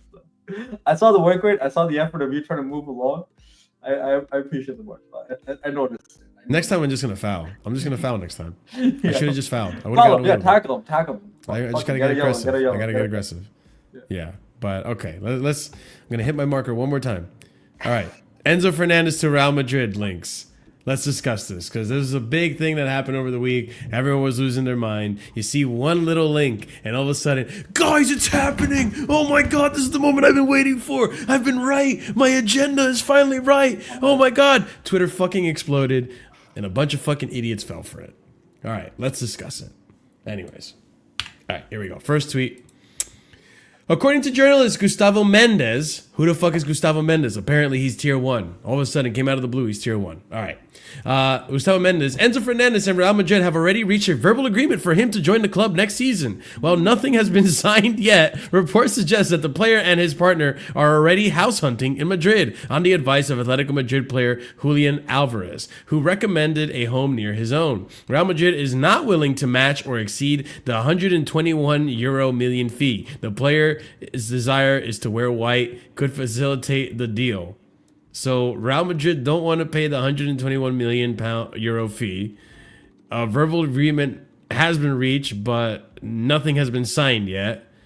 Reports suggesting. Okay. You know what's crazy, by the way? You know what kills me? Because I need to say this. This is key context. The journalist that they're talking about is a guy on a football podcast in Argentina. Yeah, shout out, man. And somehow, I'm telling you, I watched the original video because I went to the Spanish source and then I went to the thing. And so it's a dude who appears on a ton of shows in Argentina, but he has his own podcast. And on his own I think it was his friends or his own podcast, he talked about a rumor that came out that Enzo was that he heard through the rumor mill that Enzo and this person, so this means Enzo's going to Madrid. And then through the grapevine, once it gets translated from Spanish, so after that, Argentina picked it up, right? The Argentinian media picked it up. And once the Argentinian picked it up, and then somehow podcaster got translated to journalist when it hit English. So everybody thought that this had some, bro, I'm telling you, it's a dude on a podcast. No fucking no. Wait, RSM, question. Can we as a Chelsea community, let's talk to Lewis about this, just get you to a certain amount of subscriber account? Because we know you're in different podcasts. You can be the Ecuadorian source. You know what I'm saying? Bro, I could literally be the South American source. I'm telling you, bro. Let's fucking do it, man. I'm telling you, bro. Let's No, fucking it's do it, man. even when people, by the way, when Champions people, Chelsea, hashtag RSM. Let's fucking bro, go, man. I'm telling you right now, no, because even when people quote stuff from Chiringuito, it absolutely kills me because Chiringuito is literally like, I don't even have words. It's basically a banter show. Like you getting your news from Chiringuito is like me showing up to like Mr. Beast shorts and being like, this is how I would consume my news today, bro. Like,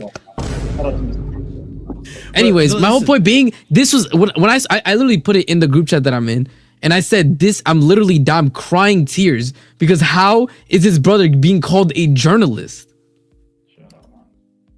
That's what I mean. Like, here's the thing. And egregious monk to address you right here. If Real brings the money, he's all yours. And I agree. If Real Madrid brings the money, I am not opposed to doing it. Like, I'm not opposed to selling Enzo Fernandez. Like, yes, but for how much? Because it's saying 1.1. Exactly. Is that pounds or the euros? price has to be right. Because that's euros, so that's about 105. That's about how much we paid for him. We're asking minimum. Yeah, we're asking minimum exactly what we paid for him. Yeah, like that's pretty much it. Which again, RSM, that's exactly like my point. Like again, Chelsea fans, you need to use your brain sometimes. I know it's hard to do. Wow, but asking for a lot. I ask that for your sake, for your livelihood, you use the thing that God gave you to function as a human in society. And I aspire that you learn the use of logic, because if by your logic, Clear Lake, Bowley, these American Yanks that you love and hate so much are here just to make profit of the club, then tell me, based on that logic, why would they sell Enzo Fernandez, a player that has technically improved under Maresca, for the same amount of money that they purchased him for?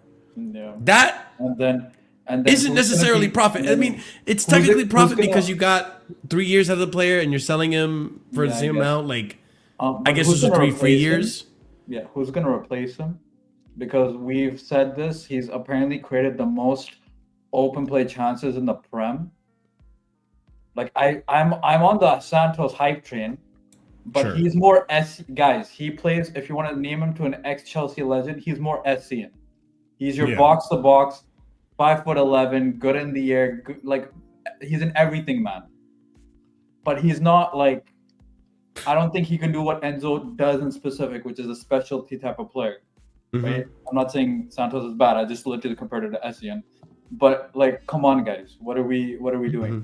But that's what I mean. And not even that. Okay, you look at the profit aspect of it. Sure. Also, when was the last time Real Madrid did a big deal like this, where it cost them a lot of money? Jude Bellingham? And how much was Jude Bellingham? 100 million. 100 million. So it's 5 million So- more, brother. I just don't see how Real And if you're Madrid going are to ask me when the next the time before that, Germany for 100 million. No, I think that was 100 million Did you euros, get but I think 82. Yeah, Chouameni was 82 million pounds, I think. But yeah, Okay. yeah. Here, boom. I found it. Oh wait, hold up. Let me put this over here. Oh, the There it is. This is the original source, by the way. A dude literally on a podcast. Shout out podcasting, man. This is the original video that everybody's quoting where he said, Oh wait, I got it's in Spanish. It's in Spanish, so it doesn't I matter. don't trust anyone with the Chicago Bulls jersey. But I mean, for those of so he people said, that's- so it he doesn't said matter. that he found out through somebody else that allegedly, Enzo and his wife were shopping in or house shopping in Madrid, and allegedly that Julian Alvarez's wife was there helping them. But this is, bro, and then this got reported as actual news, bro. Look, it's a podcast, bro. This is the ridiculousness of it. Like, again, I'm not opposed to selling Enzo Fernandez, but one, I just in recent time I just haven't seen Real Madrid splash the cash like that. It seems like they've been trying to go for every player on a free. That's why they didn't splash the cash on Kylian Mbappe. Rudiger went on a free. Trent, they waited for Trent to go on a free before convincing him to come to Real Madrid. So on and so forth, right? Now they spend money though. Like I think people see the free It's just transfer. been a while. Oh, they That's don't. what I'm saying. No. The thing is, no, but okay, the issue is, the issue is they need a full defensive revamp. They cannot afford to spend 100 M's on one player. They just can't. Which is why Enzo's out of the question, because we're not taking anything less than 100 M's. We're not. They spend 50 on Hoyson right now. I don't listen to anybody that's like, oh, but if he pushes for the move, it doesn't matter if he pushes for the move. Chelsea Football Club have not shown ourselves to be fucking pushovers in the transfer window. So what makes you believe that we'll be a pushover for Enzo? We froze players out of the squad because we wanted them to leave. You think we're gonna just because Enzo asks nicely or he gets a bit angry that we're just gonna let him go and then take a massive loss on him because he wants to go to Madrid? Yeah. Yeah. It just, to me, it just Also doesn't agree make with logical that. sense. PAV, like, I By get the, it. by the way, like I think it does make sense that this could happen. Like I think Real Madrid could do this. I'm not saying that they will. I'm saying they could do this. Like It'd have to be next they've got season the though. money. They've got the money. They've got the ability to. They've got the pool. Like 100% could happen. I just don't think it does. Yeah. But No, I that's told what you, I mean. I the think it reason could why I happen. don't think it happens is just because if all they had to worry about this window was finding the Cruz or Modric replacements, I'd be worried as hell. But that defense is literally held together by a thread, bro. There's one hamstring among all that backline, bro. Yeah. No, I get you, but they can do all of it. No, they can't, bro. Until you can get. do That's all why of that's why that's why they're moving with the free transfers. That's why that's why the Mbappe thing and the new stadium. Trust me, it's holding them down more than you think. I'm telling you right now, it's holding them down more than you think. I think that's why they push hard for the Club World Cup. I think if they're gonna get any spending 100%. money, it's from winning that shit. Then 100%. then I can see Enzo Fernandez probably being a bit. But if they don't get far in that, If they don't put minimum 100 M's on the table, there's no discussion. He's not going anywhere. yeah. But also, I'll even say from a Chelsea perspective, and actually, before I even continue, let me finish off these tweets. There's known interest from Real Madrid in Enzo Fernandez, but Chelsea sources insist they would ask for more than 107 million pounds they paid to Benfica in 2023 for the Argentinian midfielder. Continuing on, Chelsea have no intention of selling Enzo Fernandez, are determined to see off any attempt by Real Madrid to sign the midfielder this summer, according to Guardian. There is no panic at Stamford Bridge about the noise around Enzo Fernandez, and there is no indication he is unhappy at Chelsea. Enzo Fernandez is settled at Chelsea and not for sale, according to Sky Cava. And lastly here, from Fabrizio himself, Chelsea believe Enzo Fernandez is a crucial part of the project and is not discussing an exit. He does not have any formal price. They trust him. They believe he, Caicedo, and Palmer are quality in the midfield and elite. One of the best players, one of the best for present and future. And I would have to agree. I got one more here as well. Chelsea insists on their plans to keep Enzo Fernandez despite links to Real Madrid. No intention to sell. He's considered a key part of the long-term project and is also a leader in the dressing room, which God only knows we need more of those. But yeah, I mean, listen, I'm not saying this is never going to happen. I think eventually it will happen. I could see it happening. I do think the interest from Real Madrid is genuine. However, I think for the amount that they're going to need to make this happen, I agree with RSM. I think their main priority is having to revamp the defense. You got Militao, who's done both his ACLs, I believe, right? Alaba's on his way out as well. He's had knee issues as well with the ACL. Bro, Rudiger just got his surgery. Bro, Carvajal, there's no guarantee that Carvajal comes back the same player. Zero That's guarantee. another one too. They've already done this though. Like they've signed Hoyson, they're signing that Carreras kid.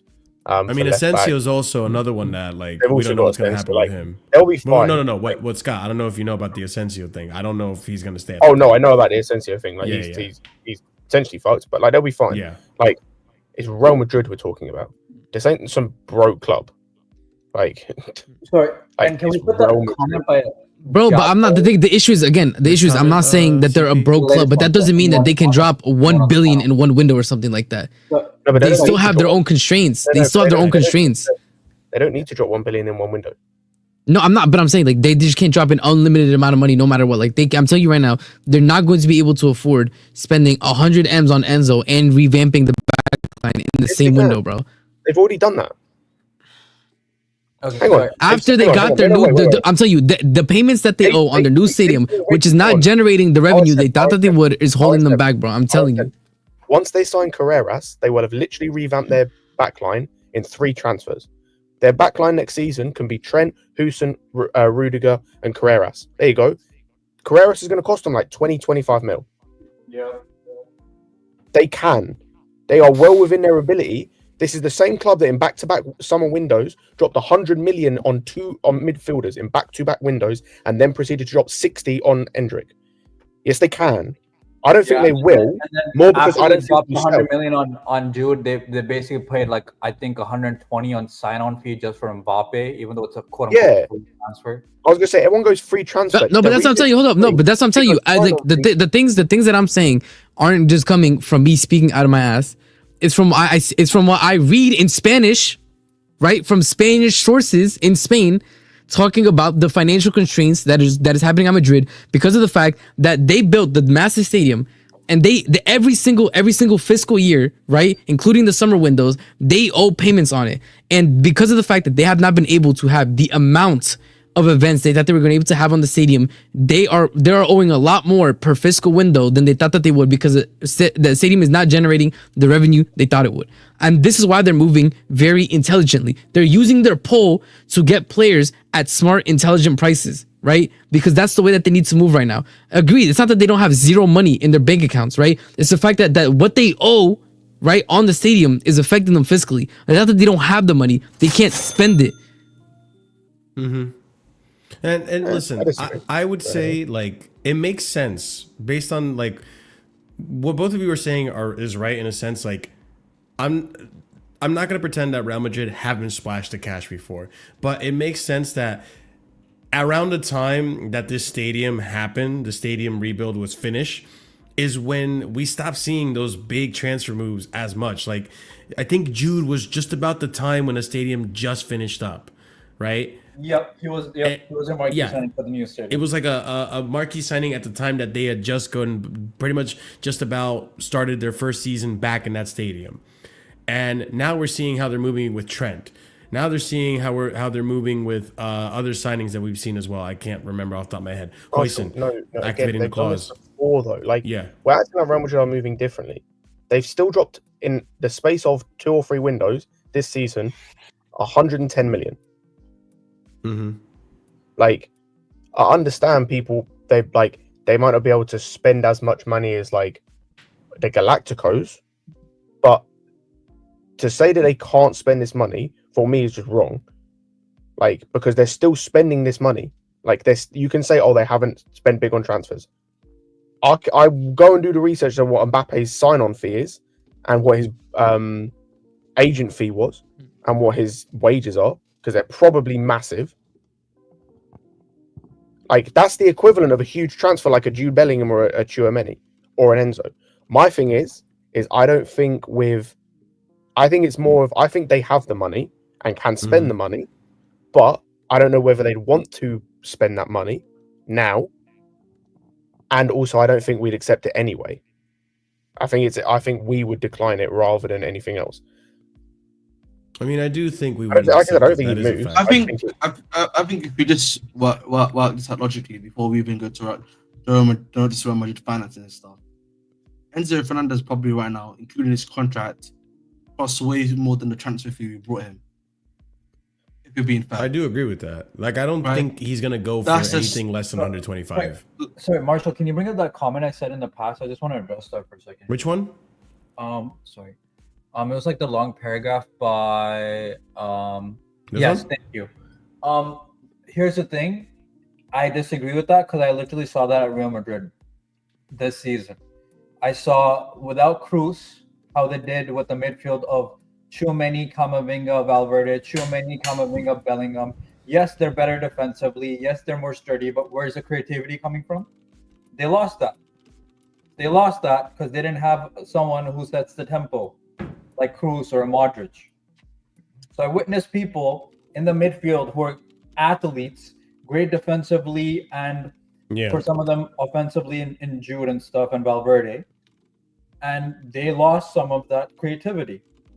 That's why they didn't do so well in the Champions League. We saw it. There was a lack of creativity.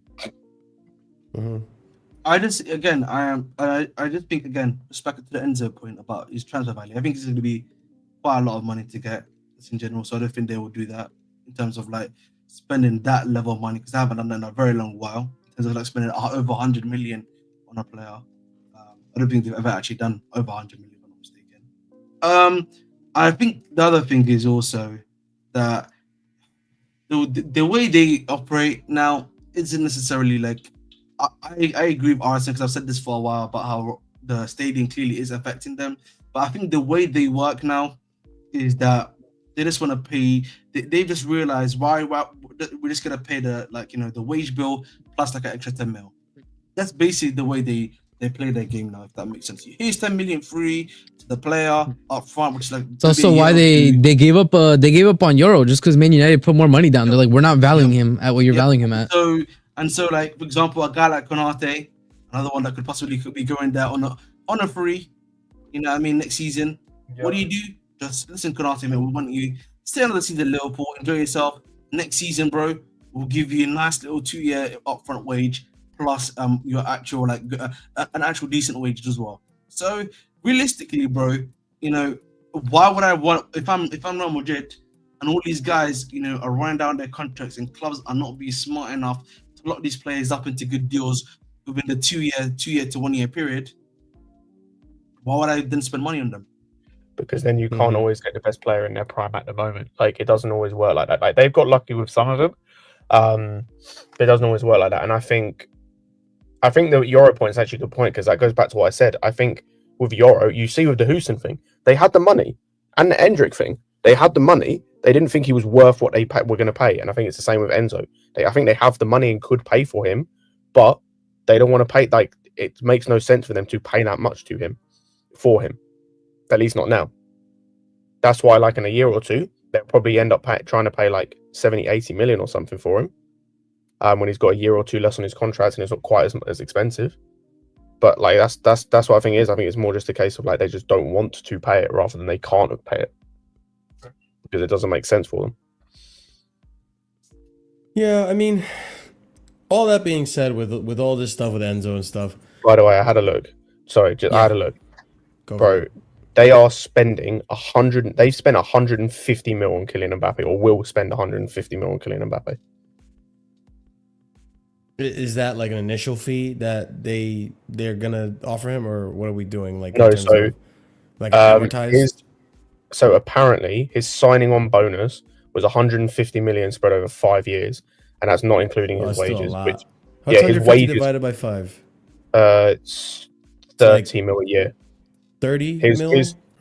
His wages as well is also equates to about 26 million a year. So he's going to end up earning nearly 160 so it's like 70 million a year almost. He's getting. Right, he's going to earn nearly 100. That's a lot of money, actually. That's a he's going to earn nearly 160 million. That's what I said. Like, people can say they do free transfers, yes, but we've discussed before. When you do free transfers, you have to offset certain things. So more often than not, when you do a free transfer, you can offer higher wages, you can offer a higher signing on bonus.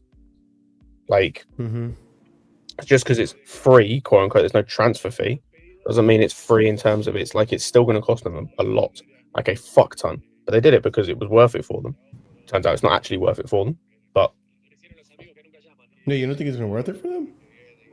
I don't know. Like, it's definitely fucked their system up. Like, I know it's going to be interesting to see what Alonso does. He's had actually a productive season. I saw a tweet the other day, or I think early on today, he's got 43 goals this year, which is not considering he's had what seems like an underwhelming season, and it's like been a. Well, he definitely started off like. It's because he stepped it up second half of the season. He was going crazy, but first half he was not doing well.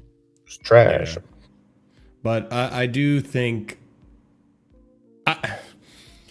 I can see this club selling Enzo Fernandez. I don't think Enzo Fernandez will end his career at Chelsea, or even be in his prime. I'd be willing to bet money. I'd bet my entire life savings he doesn't end at Chelsea. He's not the type of player he is. He's never been a player that stayed long at a football club. In fact, we're the club he spent the longest amount of time at. This is true. He's always tried to like move on to places. Like, I definitely see him going to like Real Madrid or something in a year or two potentially. But I would say like 2 years. 1 year or 2 years left on his contract, because I don't think his contract has much longer. It was 7 years when we signed him, wasn't it? So it's been we extended it by 1 more year. We extended it by 1 more year as well, remember? So he's got 5 years left on his contract? Probably, I think it's 6 actually. I think so. Why would he ever leave though? He's here till 2031. If the club want to make profit, and if he has interest from other clubs. Bro, if he has like 3 years, if he has 3 years left on his contract, and Madrid want to pay like 125, they're gonna do it, bro. Yeah, I agree with that. I was gonna say also, this is a player with a history of forcing moves to other clubs. This is why I say though. Like, he's not gonna be able to. I doubt with the way that Chelsea moved in the transfer market that he's gonna be able to force our hand. We literally froze players out of the squad. Yeah. Oh yeah, no, but like I don't think he cares. Like, and I think I don't think he'd give a shit. Like, if we froze him out, I think it means he'll still get to Real Madrid. I think if they're that interested, depends on like how interested. If they're that interested, I don't think he'd give a shit. His contract ends in 2032. Yeah, so it does. He's got 7 years left on it. Holy shit. That's what I'm saying. No, the thing is, if Madrid aren't willing to put the price that we want, Enzo could cry, whine, bitch, moan all he wants. If they don't meet our valuation of what we value him at, he can do whatever he wants. He's not getting moved on. We're not lowering the price. We have not moved like that at all. Yeah, it just doesn't make sense to lose out on money on a player who's actually doing really well. Like, just and then we still have years left on a contract for. That's what I'm telling you. Like, it's our price. It's our way or the highway. That's it. It's our way or the highway. Yeah. Like, if Madrid put down the money we asked for, then it's up to him in Madrid. It's that simple. And this is coming from a club that is so adamant about being green in the books and making profit every year, not being in a negative, not being in debt, all this and that. If they were to sell Enzo now for the same price that they bought him for, I'm pretty sure they're losing money. No, they're still making money. On the books, they're making money. Yeah, on the books. So. We've already paid. I don't know how much we paid off from what we owe. Well, if you think if we amortized the fee, it was over 10 years, so we put like 10 million a year. So like anything over. So those 2 years would be free if we were to pay the same price that. Okay. No, so let's say so we spread out between 10 years. So let's say Madrid want to pay the entirety of the 125 in 3 years, then we'll be in the green. Yeah. Mm-hmm. To be fair, even if they pay across 5 years, because that's the maximum you can do. Like if they pay his like what we bought him for, it's going to be on the books profit.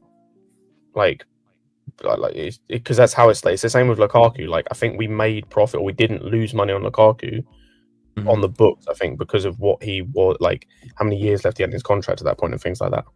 Yeah, because he had 40 million left, and I think sort of something like 40 million. Yeah, I just think technically. Yeah, as I said before, I just think at the end of the day, when it comes to like Enzo Fernandez, it's not gonna happen for quite a bit of time, in my personal opinion.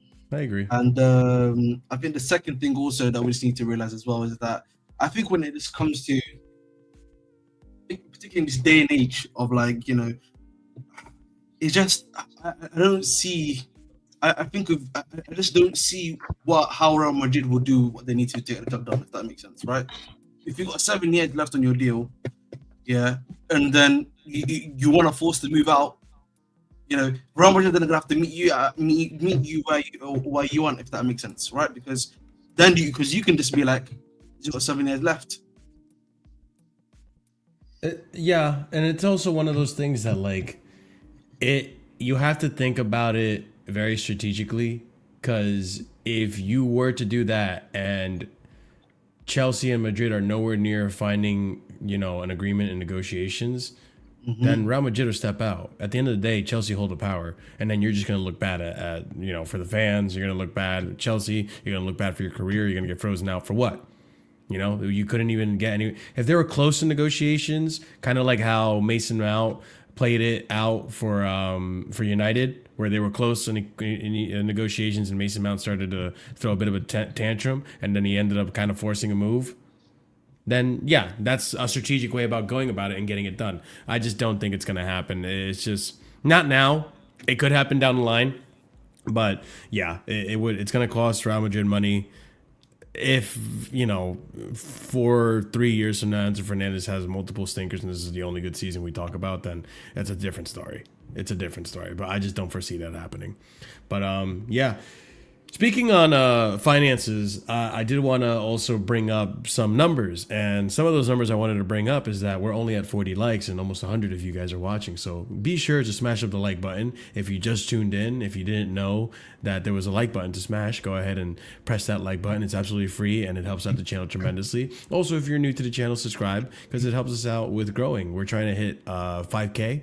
So if you can help us towards that goal, that'd be fantastic. But yeah, help out the channel, help out the you know, the people you're watching on the panel with their links down below in the description, and yeah, help the channel grow because it helps out tremendously, guys. More than you can believe, more than you can believe.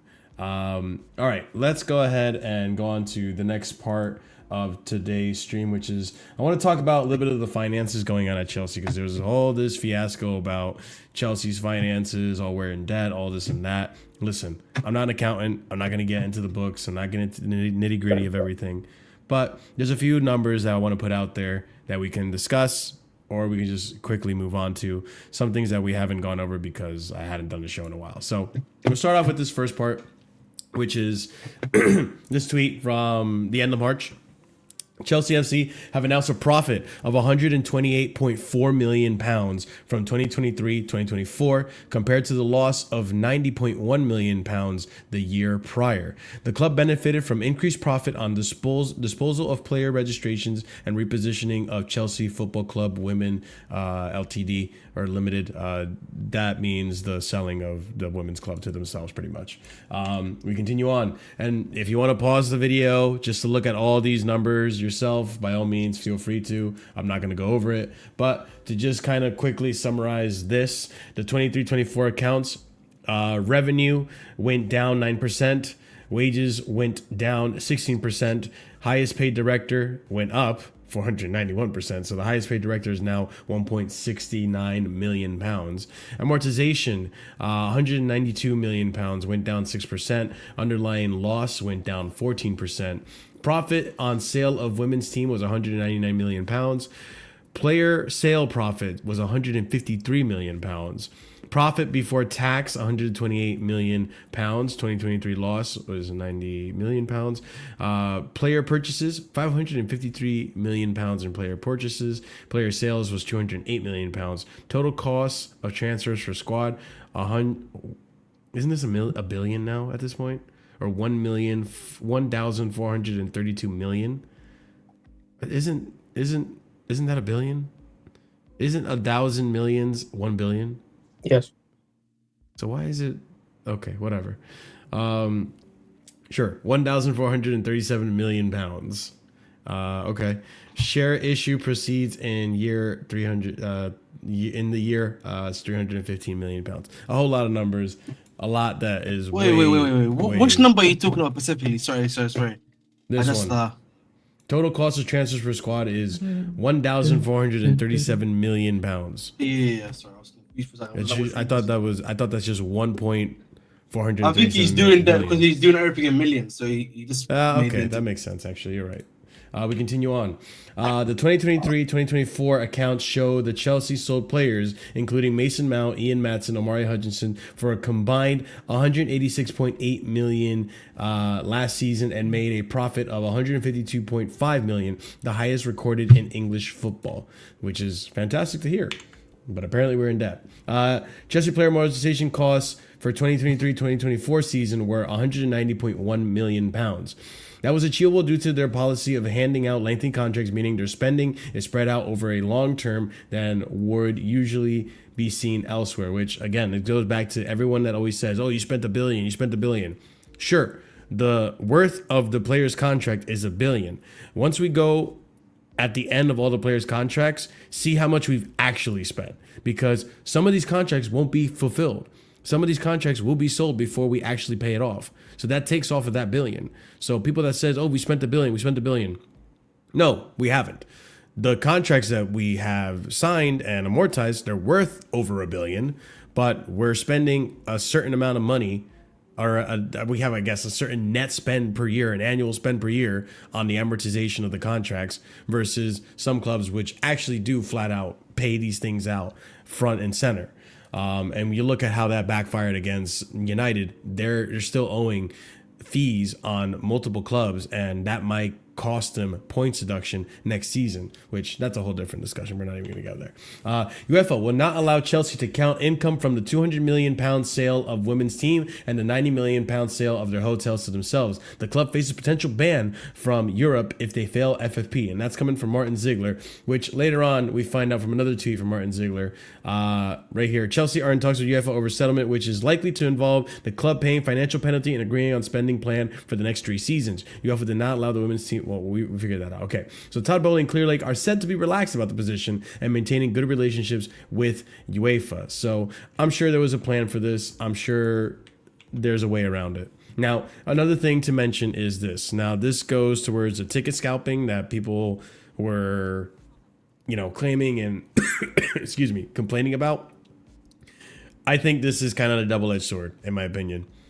With Ticketmaster, which is great, fine. Chelsea Football Club today announced a multi-year partnership with Ticketmaster, naming the industry-leading ticket platform as the club's official ticketing partner. That's fine.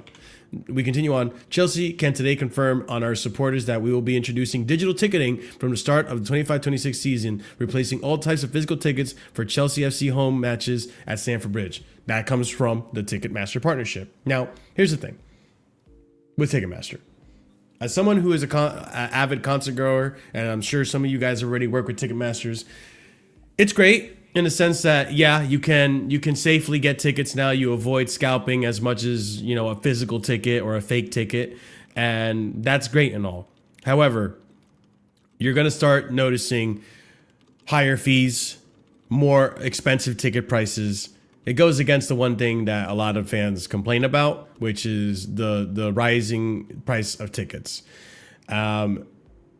Ticketmaster is infamously known for the amount of fees they charge for tickets, and it is absolutely ridiculous how much they charge for tickets. So, how much in fees they charge for tickets. But listen, at least you won't get scalped. But yeah, I don't really know how I feel about that aspect of it. But all boring financial stuff if you guys want to discuss. But by all means, yeah, what do we think about all this, guys?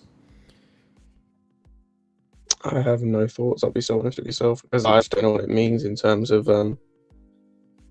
just what it means in terms of our spending and who we have to sell and things like that. I just got no idea. I'll be honest. It is a lot. It is really complicated shit. But it just goes to show that, like, even though I said this last time in the last stream, with Club World Cup and all the sponsorship with the MAC, and if all goes well, we get UCL.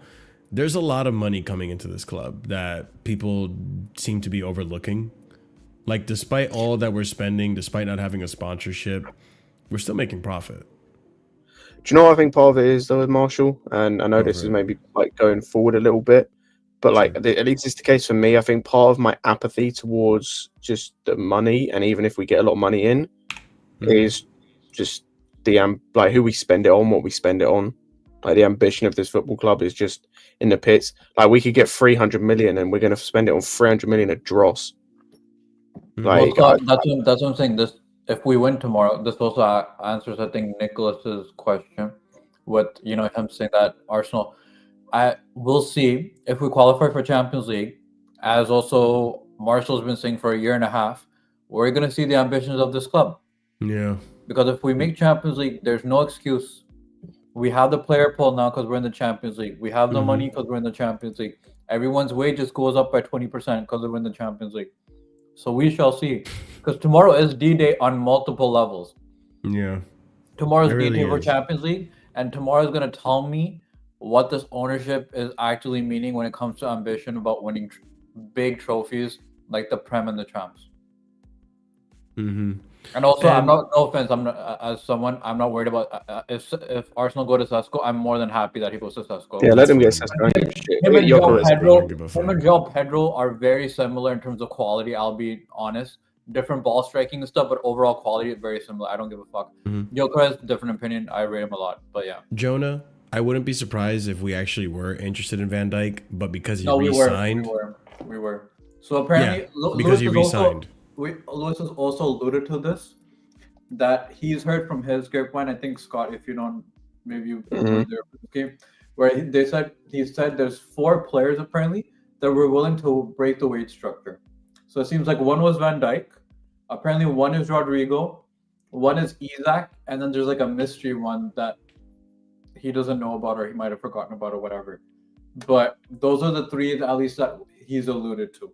Isak, I don't think it's going to happen. Van Dijk got re-signed. We are linked with Rodrygo, and Rodrygo's only going to look at us if we get Champions League. And this is also alluding to what CP is saying, right? Chelsea are expected to now have enough financial headroom to spend on targets this summer, including a striker, winger, and central defender. One senior source believes the club will be aggressive in the market. Well, they have to be aggressive because of the short window they have, right, for Club World Cup. But at the same time, I do think it has a lot to do and a lot of sway with the UCL spot. If we get UCL, then that gives us a huge financial boost. Joao Pedro is a signing that we can get, quote unquote, if we're without or without UCL in a sense. And I agree with that point. Just shit signing, man. No, I agree. Trust me, I agree. It looks like Osimhen is gonna go to Saudi. We'll see, but that's what the latest development is. So I'll save Osimhen for the next show, to be honest. No, I'm just saying in general. I think Gyökeres is the best bet in terms of strikers that are available then. No one's going to pay the 150 for Isak, and he's going to be a Newcastle who are in Champions League. So, well, since we're actually on the topic of the transfer targets and stuff, and that's like the thing that we mostly care about in terms of finances. Fine, if you have money, if you're making profit, let's see what you put it towards. if you're going to allocate them towards players, let's see what players you're going to allocate it towards. So we move on to the next topic, which is transfer targets, right? So a bit of like a short list that has been a reoccurring theme. So let's just go over some of these short lists that I've seen since April. So from April 23rd, Sky Sport News came out and said Chelsea winger targets, Garnacho, Gittins, and Nico Williams. We'll talk about each one. We'll talk about Nico Williams for the most part, and then we'll get more news about the other ones in another show. But winger targets, these are 3 that were mentioned. Chelsea will sign a striker and an important winger in the summer window, according to Fabrizio. And that was Fabrizio saying that 4 days ago. Earlier last week, we heard here that from Nizar Gisela, Chelsea remain admirers of both Alejandro Garnacho and Jamie Gittins. Then yesterday, Matt Law is saying here, a striker will be a primary target for Chelsea, with the likes of Liam Delap, Benjamin Sesko, and Hugo Ekitike all on their list. Chelsea are planning on signing a striker, a center back, and a winger. Targets include Liam Delap, Benjamin Sesko, Victor Gyökeres, Alejandro Garnacho, Nico Williams, Jarell Hato, Mark Gay, and Jared Branthwaite. So we continue on. We'll talk about Jonathan David in a second. But so far, this list, this seems like the most concise list found so far. Yeah, and sorry, there's some updates. I was on Goldberry's stream or Sure. PYS, I think, with he had Ben Jacobs. Yeah. So he's saying we're not interested in Mark Gahey anymore. Really? What? Yeah, after winter. He says Branthwaite we are, but it looks like Everton might ask for a fee similar to how we paid for Fofana. So 70, 80 million. Oh, Jesus. Okay. So we're very strongly looking at Hato. And he's saying especially because Vega's leaving, so he's your left back / left center back hybrid ship. And he's captaining Ajax. Apparently Sesko heavily linked with Arsenal. We haven't talked too much about him. Gyökeres, there's been no updates from the stream that they mentioned, and Delap, yeah. United are out of the they're out of the any European conversation. football, so I think we're more likely to be favorites for that. But that's at least the news based on this list as well. Sorry. Yeah, I mean, let's continue on to some more specific targets. So we'll go on with this one with Jonathan David. So there's been links to Jonathan David. We have Fabrizio coming out here. Official. Jonathan David confirms he's leaving Lille as a free agent at the end of the current season. David has a formal proposal on the table from Napoli to join on a free transfer. Deal not sealed yet. We also have here from The Athletic, as of 3 days ago, Chelsea have also monitored Jonathan David's situation and are in the market for a striker to compete with Nicholas Jackson. He is on their short list, but not on the top of it. Which, I mean, I don't mind him, but go ahead, Scott. By the way, I'm just going to ask a question. Where did this rumor thing about Hato being their captain come from? Hato being captain of Ajax? Ajax captain. Yeah, I don't know. Is that I a thought it was thing? rumor around November that he was captain. He's not captained them once this season. Became captain or something like that. Yeah, I don't know why that's a thing. He's at best their 4th choice captain if he is. I'm looking on Transfer Market, who do include who captains the team every game. If he has captained the team, it's like once, and they just haven't marked it down. Yeah, Just because I on a side know note. before he started getting benched and not given Yeah, minutes, it Henderson's their was captain, Henderson. but he's had a few games where he's dropped it. But then they've got like Mhm. Berghaus and someone else. But yeah, so I don't know where that rumor came from. Mhm. That list, by the way, is absolute dross. Like, Yeah, it's just not great. Besides Gyökeres, yeah. outside of Gyökeres, who I like, I think Branthwaite's a decent centre back, but like Yeah, I don't decent. mind Brad. I think who else was on that list? Gahey, so it's Gahey. Yeah, he's Branthwaite, decent. Like, I Hato, like Gahey. Nico Hato's cool, but doesn't do any of the like. I don't really know what the plan is if we sign Hato. Are you Apparently he's a Vega replacement in terms of he's fine with playing left back, and he's for sure apparently fine with playing left back and a left center back. If he is, what I will say, if you're getting Hato, I think that basically guarantees that whoever the right back is always inverting every time, because Hato ain't doing that. I'll tell you that much. Like Delap, just whatever. Sesko, whatever. And those winger options are just shit. Yeah, where the sun don't Like, shine, it's just they can all shit. fuck off, And I'm yeah. sorry, I made this point on Lewis's stream. Go and look at how serious clubs operate, and go and look what other clubs in this country are doing. Go and look what other clubs around the world are doing. That's serious clubs and where they operate. And you look at what we're doing, and I don't give a shit if it's, oh, we need Champions League. No, you don't. Go and sign players that are going to start for this football club. Even if I don't think that they're incredible, right? There isn't one player, or there's like one player on that list that I think is a guaranteed starter. One fucking player. That's what I'm hoping. Listen, and Like, even though even like United, right? And United are not the pinnacle of anything. Their owners suck. Yeah. They stink. They're just about to sign a guy who's a guaranteed starter in that number 10 position for them next season. Yeah, this is days after they've just lost a competition. Days after they've lost a competition, they're at least, even though I think their owners suck and they're worse than our owners, they are at least going out there and buying a guy who will be a guaranteed starter for them and improve their team. Here, look, Marshall, pull up what Lucky Singh just put. Look, I would take every single one of those signings, by the way. Matanta, fuck yes. Embuemo, fuck yes. Cunha, they have better people on their list than we do, and they're fucking 16th. No, I agree.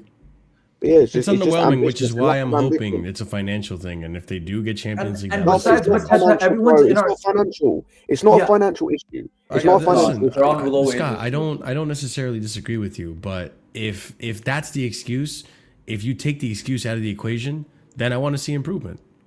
No, do you know why it's not a financial issue, bro? Because you know how you fix the financial issue. You don't spend 30 million. That you have so many. No. Here's what you don't do, Marshall. You don't spend 30 million on a guy that played like 10 games for you in a season. You don't spend 45 million on a guy you loan out in fucking January. You don't spend 60 million on a guy who had knees made out of paper mache, who got injured in pre-season, and then you just proceeded to have no position for coming back in because you hired a manager who couldn't fit him in the fucking team. You don't spend 15 million on a striker that's now back in Santos. You don't spend money on random people that don't matter and haven't mattered for this football club and don't make appearances. Because guess what? That's 60 million you save and you pay for Osimhen. Guess what? We didn't want to pay. I'm not doing that. That was pre-agreed though before magical. I'm pissed. I'm pissed. Bro, I'm pissed at these signings and these targets. You that magical wage bill that we're so happy about, call that magical wage bill, cost us a guy who just went and won Player of the Year in the Bundesliga for a title-winning season. So fuck your wage bill, respectfully. Fuck your wage bill. Yeah, for sure.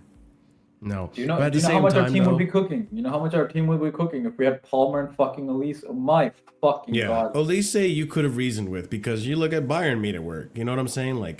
But for me, even though I want Osimhen, and we can talk more in depth about Osimhen on another stream when I have more confirmed, if he's going to Saudi or not. If you're pricing your wages out so much so that only Saudi is really the only club that's coming in of interest, and you're supposedly one of the best strikers in the world, I'm sorry. Well, so there's more updates. Sorry, Marshall. Sure, Same Ben Jacobs thing with PYS. So apparently another disagreement, what it seems like, is Osimhen doesn't want to do the thing where if we don't get Champions League, his wages get cut by 20%. He doesn't want to work on incentives, which is fine, but that's just the way we. No, but then apparently this is what Ben Jacobs is saying. The view of the club is like, bro, we're fine with paying you 250, 300, but if we don't make Champions League, you're also at fault. Why don't you take the pay cut? Because then the next player, then Moises Caicedo, if he wants to, we're planning to re-sign, is going to be like, okay, if Osimhen or whoever we're planning to re-sign or sign a new great player, let's say next season or even this season. Hey, Osimhen just signed for us. His wages stay the same regardless of if we're 17th or if we're first. Right? No, but here's why I don't really give a shit about that, because that's how most clubs, in fact, every club in world football pretty much works.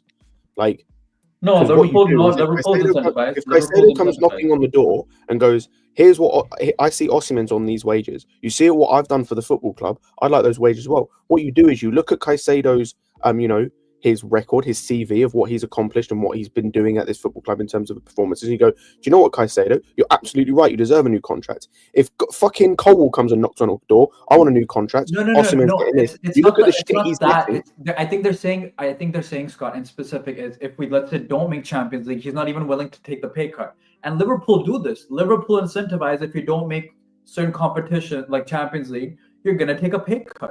Most modern clubs are doing that. That's what their thing is. It's like, bro, we'll give you the 20% if we make Champions League on top of your 250, but also take the pay cut on your 250 if we don't make Champions League. especially if you're going to be the main man or big guy. And that I get. That part I get. If it's the wage thing in general, I disagree. Pay the fucking money. But then do incentives where it's like, if you don't make Champions League, you're the fucking main guy. You're supposed to be tapping in the goals when you have all this creativity around you. If you don't make it, fucking take the pay cut. But I do gotta say, like, I mean, to an extent, like, if for example, in that situation, right, where like, let's say we're in Champions League and we were playing like we were under Poch last season, I don't think it would be unrealistic to say that the club could look at the season and be like, okay, Cole, we realistically know that you're not to blame for why we got knocked out of Champions League or we are no longer in Champions League. We saw how you played. We saw the numbers you put up. We'll rewrite your contract to exempt you from this, and everyone else will get deducted because that would be like, you know what I'm saying? Like, no, wait. If you exempt him for this season, let's say next season he does shit the bed like Hazard did the season after we won the league. Then what? Yeah, I think it's a kind of a tricky situation. That's It's more nuance. You know, like it's a little bit more complex, but I think there's a way where like it doesn't have to be so cut and dry either. You know what I'm saying? So I mean, I don't know. I agree. I think honestly, like for me, like I'm looking at what I can see when it comes to all these like hypotheticals about it might change if we're in the Champions League. Like, that's cool. Like I understand we've not had Champions League yet. That's these owners' fault and the sporting director's fault. We've not got Champions League. Let's be honest. But like at the end of the day, even without Champions League, we've had the ability to sign Champions League level players, and instead of doing it, you've decided not to do it. Spend on worse players, and now you're in a position where in the final, your ability to run as a football club sustainably relies on getting a win away at Nottingham Forest on the last day of the season because you flat refused to make signings in January. And you flat out refuse to try and improve this squad in the right way in the summer. So cool. Like I don't have like these excuses are cool and all. These excuses don't run because it's on the owners. Like you can say, oh, but they don't have the money. They've spent over a fucking billion, and half of the shits they've bought is exactly that shit. Half of them don't even fucking play at this club anymore. No, Scott. Out of the 3 players that we mentioned from Manchester United, 2 of them are under. All of them fit our wage structure, but also work within our age range. Because I think Cooney is like 25. I know we just checked him. Buemo's literally 25. I think Mateta is the only one who's like above that age range at 27. Why can't we get him Buemo? He's literally scored 19 goals. Buy him. Can you do me a favor, brother? Bring up Kylius's comment. Who's? Last one. This one? Hey, congrats on scouting Omorodon and Duran. I forgot they fucking played for our club last season, you fucking moron. We missed out on who's failed, but Congrats. Okay, here's the thing. Fair enough, we scouted those players, but what did we not do? We didn't close the fucking deal. I was saying, that's the congrats on scouting aspect. No, like props on you for scouting. Fair enough, and we'll give you the plaudits on that. Great job on Duran specifically. But now man's in Saudi, we could have fucking bought him. And who did we get? We fucking did Kellyman. I keep saying this. Yeah. I'm glad you brought it up. Instead of getting Kellyman for 19 million, for no reason, you could have bought Duran. Mm-hmm. Yeah. I mean, doesn't require Conor Gallagher doesn't require Conor Gallagher to go anywhere. Nothing. Doesn't require Conor Gallagher to make any decision. You just don't buy Kellyman. You spend the entire season injured. By the way, the entire season outside of 3 games injured, and you just go and get Duran for a fairly reasonable. I think what would it have cost? Like, was it 30 or 50? I can't quite remember. For who? For Duran? For Duran at the time, like not in January. I think it was 40 million. 40 million, cool. Yeah. There you go. 40 million. So you have to sell an extra academy kid, Alfie Gilchrist, instead of it's a loan, it's a sell. Bye. Anyway, who cares?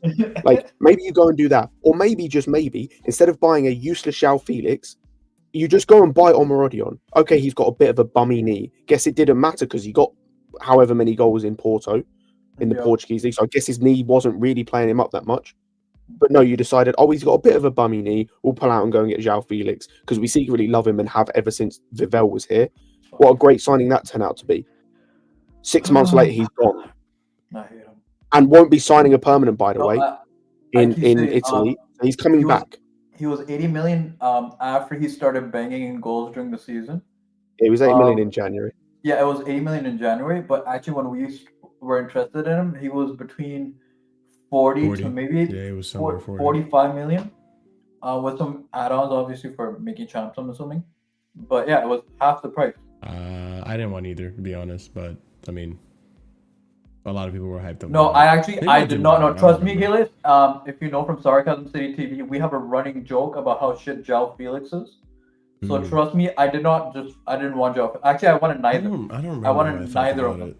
Yeah, I don't remember how I felt about it, to be honest. But I didn't want either one of them. I fucking hate them. in terms of like what was mentioned before, like our directors and our scouts have a good eye for talent. There's no denying that. Some of it, I will say, justifiably is questionable. We don't have to talk about Garnacho today, but when you're seeing what's happening on Twitter and the behavior, and if you go back and look at that Duran saga, one of the reasons we didn't get Jonathan Duran was because of temperament issues, right? Yep. We did a whole background research on him and stuff like that. Yeah, That was the sole reason. Why? That was the sole reason. It just, if based on that logic as well, then why are we going for Garnacho. not Gittins, was- Garnacho? That was It's just- apparently the reason we didn't. That was part of the reason as well. Part of the we reason. didn't sign Austin. Marshall, you know what doesn't make sense? Yeah, and that's the same thing with Osimhen. We could say the same for Joao Felix, but we bought Joao Felix in the same window who had issues with Simeone and has also issues in Barcelona. And we still fucking got him. Which is why I think like doesn't make sense for me with Garnacho. So it's one of those, like, I question it, right? Like, don't get me wrong. To an extent, you guys have probably seen Gittins play. You guys have probably seen Hato play, so on and so forth. You have your opinion on him. That's fine. I could be wrong about those players coming to Chelsea, but I know what I've seen from Garnacho. I know there's some potential there, but I just don't want everything that comes with that potential. The drama, the family, all that shit. It's just, I detest it. I don't want anything to do with it. I think he also misses way too many chances. I'd rather just get an opportunistic signing. Like, we had an opportunity with Elise. We bottled it. We had an opportunity with Osimhen. Bottled it as well.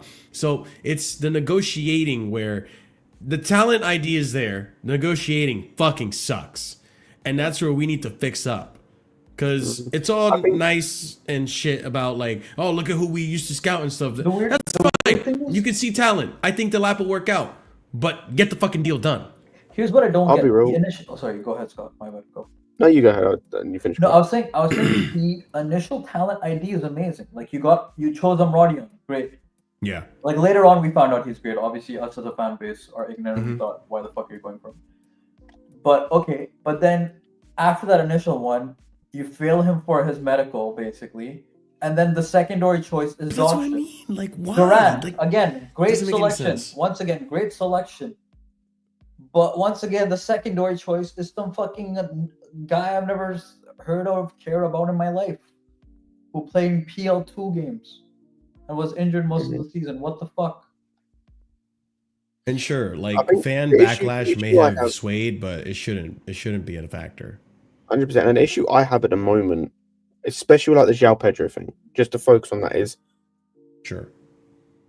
say you have a target, right? Like, let's say, for example, I don't agree with it, but like Gittins is their primary left wing target, and you're like, he's going to be the starting left wing for us next season. At least, like, even though I don't like the signing because I don't think he's great, at least I can go, okay, this is a guy who they think will be the starting winger next season. Like, what the fuck is the Pedro signing for? Like, Let me read these 3 tweets. what since is it they're all for? about Joao Pedro. Chelsea, Liverpool, Arsenal, Newcastle, all keen on Joao Pedro. The understanding is the potential proposals around fee of £60 million for Joao Pedro could prove attractive in order to advance and try to negotiate with Brighton. That's coming from Fabrizio. We continue on. Geg Globo, which is the big one that kind of blew up the story. Breaking. Chelsea has started negotiations with Brighton to sign Joao Pedro and has signaled an offer of £50 million. Chelsea wanted done to have him for Club World Cup. And then Ben Jacobs pretty much saying here, and Ben Jacobs not the most reliable, but sure, we'll say this for now. As far as we know, Chelsea are not actually exploring a deal with Joao Pedro, and there's no talks happening. But I don't like Joao Pedro either. I think he's okay. But I also The think thing Nicholas is- Jackson is okay. I like the player. I do think he's good, and I do think he works in a couple positions, especially like as a 10 or as a number 9. The issue I have with it is twofold. Number one is he's not going to play. Like, actually, it's one thing pretty much. He's not going to start. So why don't you address the positions that need starters in this team first? And that's where I talk about ambition. Whether you rate the players or not, because I had an argument with someone on Lewis stream who said that Wirtz doesn't start for us, which you're a fucking idiot if you think that, by the way. But and I'm not even saying I want these players specifically, but you go and look at what City and Liverpool are doing, right? Mhm. City just had their worst season since Pep joined, or could actually have their worst season depending on how fixtures shape out. Potentially on for their worst season since Pep joined. How are they responding? By going and signing to be arguably one of the best midfielders in Serie A, who will come in and be a guaranteed number 1 starter from the beginning. Whether he's good or not is a different matter that happens later in the season and whatever. But they're addressing a need in their squad, a serious need, getting a guaranteed starter.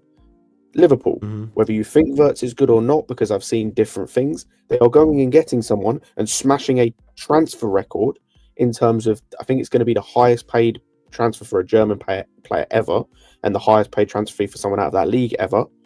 Maybe the highest in the EPL too, if it's for that 150. But yeah, potentially. For a guy to come in and be the guaranteed starter at the number 10 for them, that's what they're doing. Whether you think it's going to work or not is a different matter, but they are showing ambition. It's the same with United.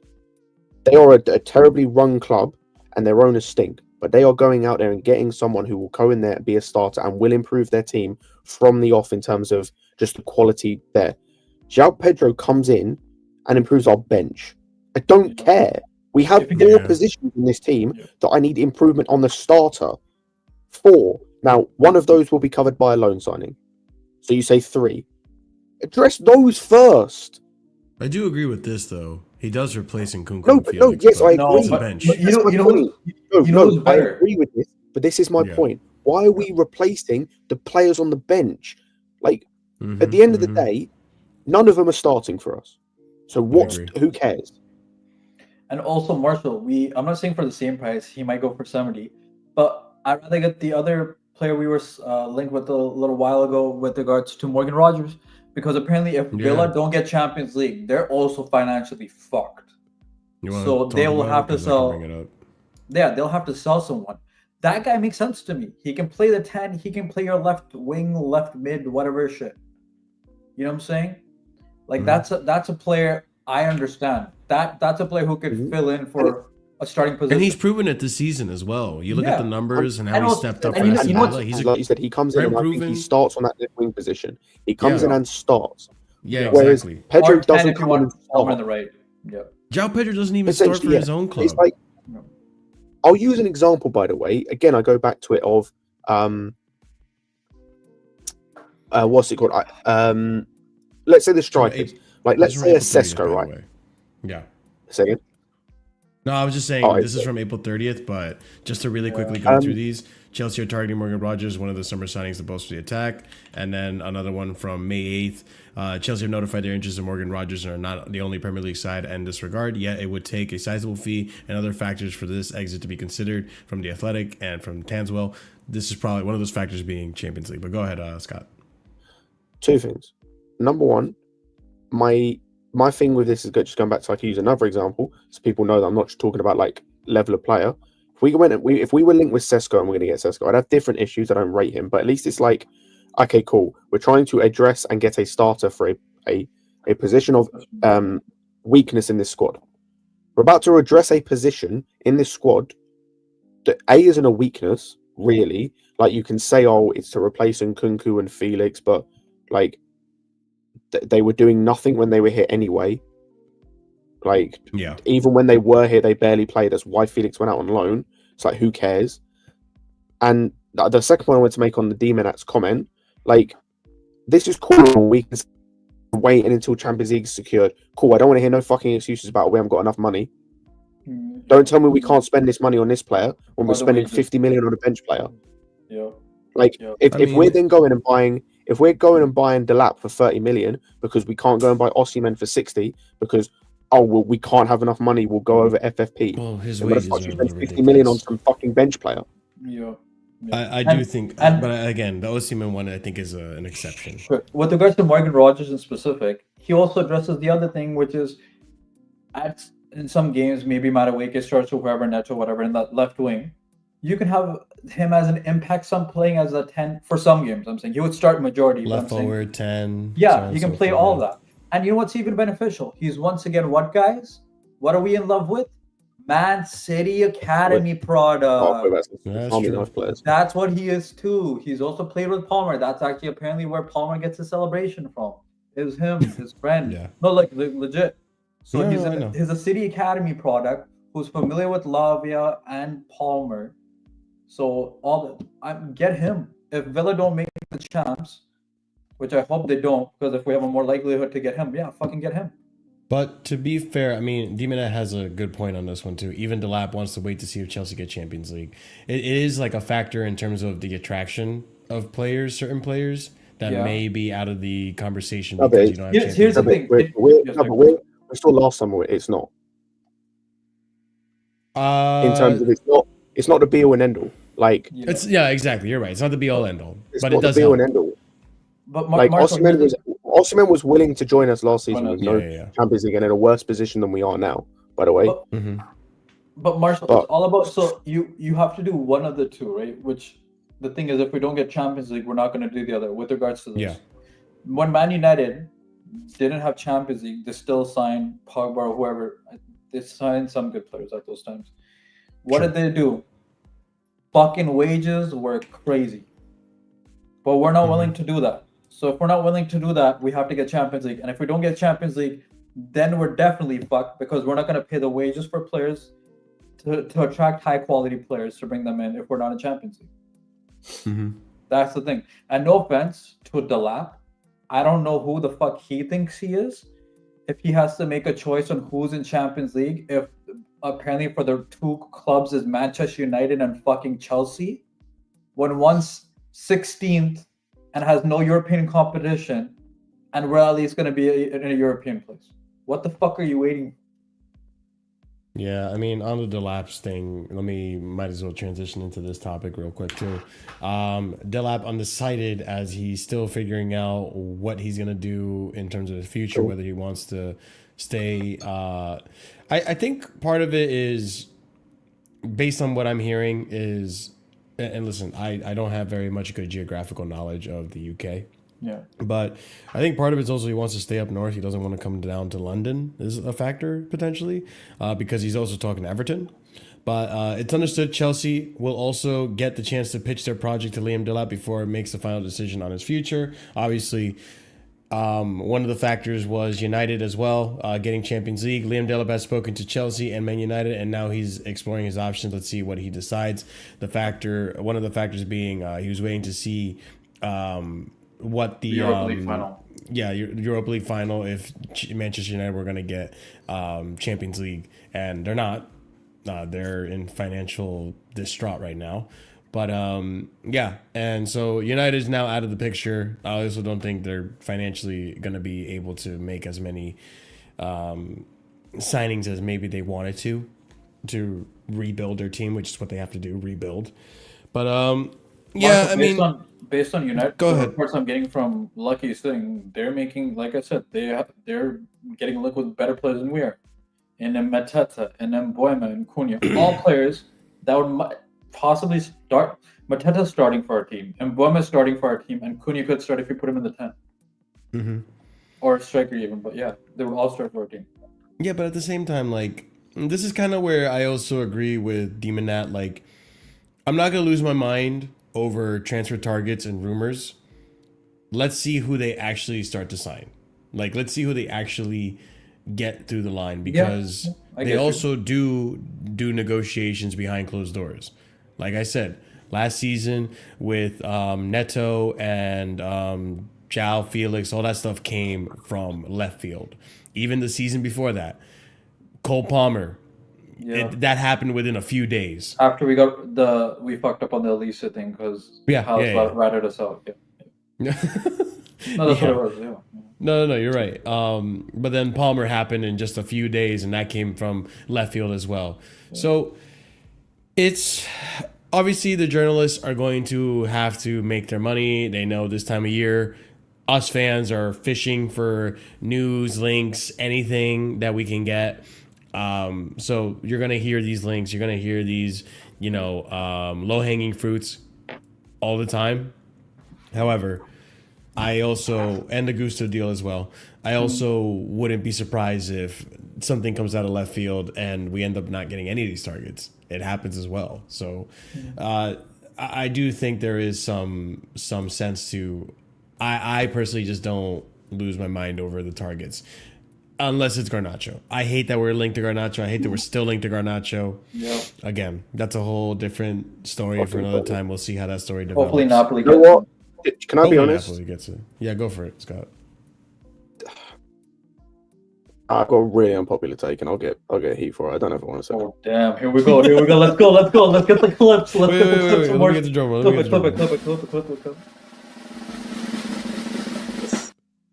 There is a small part of me, a small vindictive part of me, I'll point out, kind of wants us to get Garnacho. Fuck See who you. fucking tries to defend it. No. I know why. This is the same man who last year said our fan base deserves pain. That wasn't last season.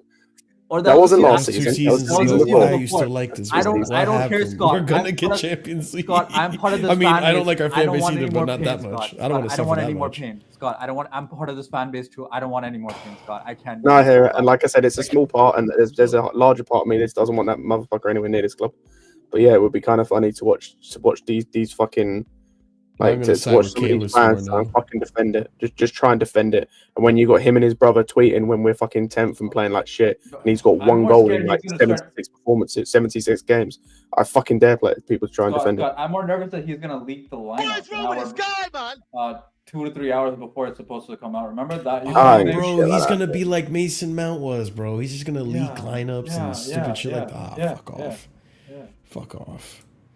No, please. I don't want. Also, for Garnachos. Jonah, based on what Lewis was saying from his sources, the only striker that we're apparently willing to break the wage budget for is Isaac. To answer your earlier question. I'd rather bring back Mudryk than sign Garnacho. Same. I'm so dead ass about that. Why do that? We have. I'd rather Marshall. I'll go one further. I'd rather reintegrate Sterling into this team than get Garnacho. Oh God! Oh God! In fact, I'll go one further. I'd rather play you at left wing than Garnacho. Okay, that's fine. That's fine. I fine. was like, how are you gonna That's go fine. even No, it's more not. further? I'm gonna get the bro? same level of performances. I'll be so honest. Oh my days, bro. I mean, to be fair, that Bro, it's Sam. Yeah. Wait. Jonah, he's not saying he wants. I almost No, yes, want yes, Sterling Jonah. more than Garnacho. Jonah, You're he's not asking me. saying he You're wants asking me Sterling. whether. Sorry, you're asking me whether I'd prefer Sterling to Garnacho. Yes, like I said, I would prefer Marshall to Garnacho. Garnacho might be the worst winger in the league. Forgetting the off the pitch stuff, he might be the worst winger in the league. I think I'd rather re-sign Amari Hutchinson. Oh, definitely. Oh no. I think no. I Who's that that's dude that's a- just that's gone a to Brighton? Hang question. on, bro. I know I can't sign him. I'd rather go and sign the guy who just scored in the playoff final. Watson, whoever the fuck his name was, and sign Garnacho. But that's the I'd thing, rather play like, Kalou in his current state than Garnacho. Shout out Kalum and my legend. I don't. Okay. My cult here. In terms of like Garnacho, the biggest factor for me is the attitude, the ego and the attitude, Oh, yeah, and 100%. just the I don't care about the unprofessionalism. attitude. I don't care about the attitude. You can be, you know what? Have a shit attitude as long as you play well for my club. He doesn't have That's that, what I so mean. don't care. No. But that's. I need you to play well for the club. Listen, I do believe in United tax. I do believe that is the thing. I don't believe Jadon Sancho's been anywhere near as bad as people think he is. I do believe he's been a victim of the system that lacks a clinical striker. I do think if Garnacho were to come to Chelsea, he wouldn't be nearly as bad. He's not my number one choice. I don't think he'd be terrible, but I don't want that kind of an ego or an attitude anywhere near this club. I really don't. And I'd rather Gittins I'll be ahead of honest. him. I'd rather Joao Pedro ahead of him. I'd rather Mudryk ahead of him. I'd rather so many more people ahead of Marshall, him. I'll be honest with you. If we sign Garnacho, just send me the link when we're playing the big 6 teams, because I'm gonna stop watching every other Chelsea game. I'll be honest with you. I'm gonna stop watching. No, but I just don't. That's why, like, this is hopium. I already know it's hopium. I'm telling you guys right now. I know this is hopium, but I'm really hoping that these are just the journalists or Garnacho's people trying to say Chelsea Napoli, Chelsea Napoli, Chelsea Napoli. Like, really push that interest out there so that we can sell Garnacho. I really hope it's that. Jonah, apparently someone asked about the Mudryk case as well. Apparently, so I do have an update on that, but that would be for next show. There isn't an update.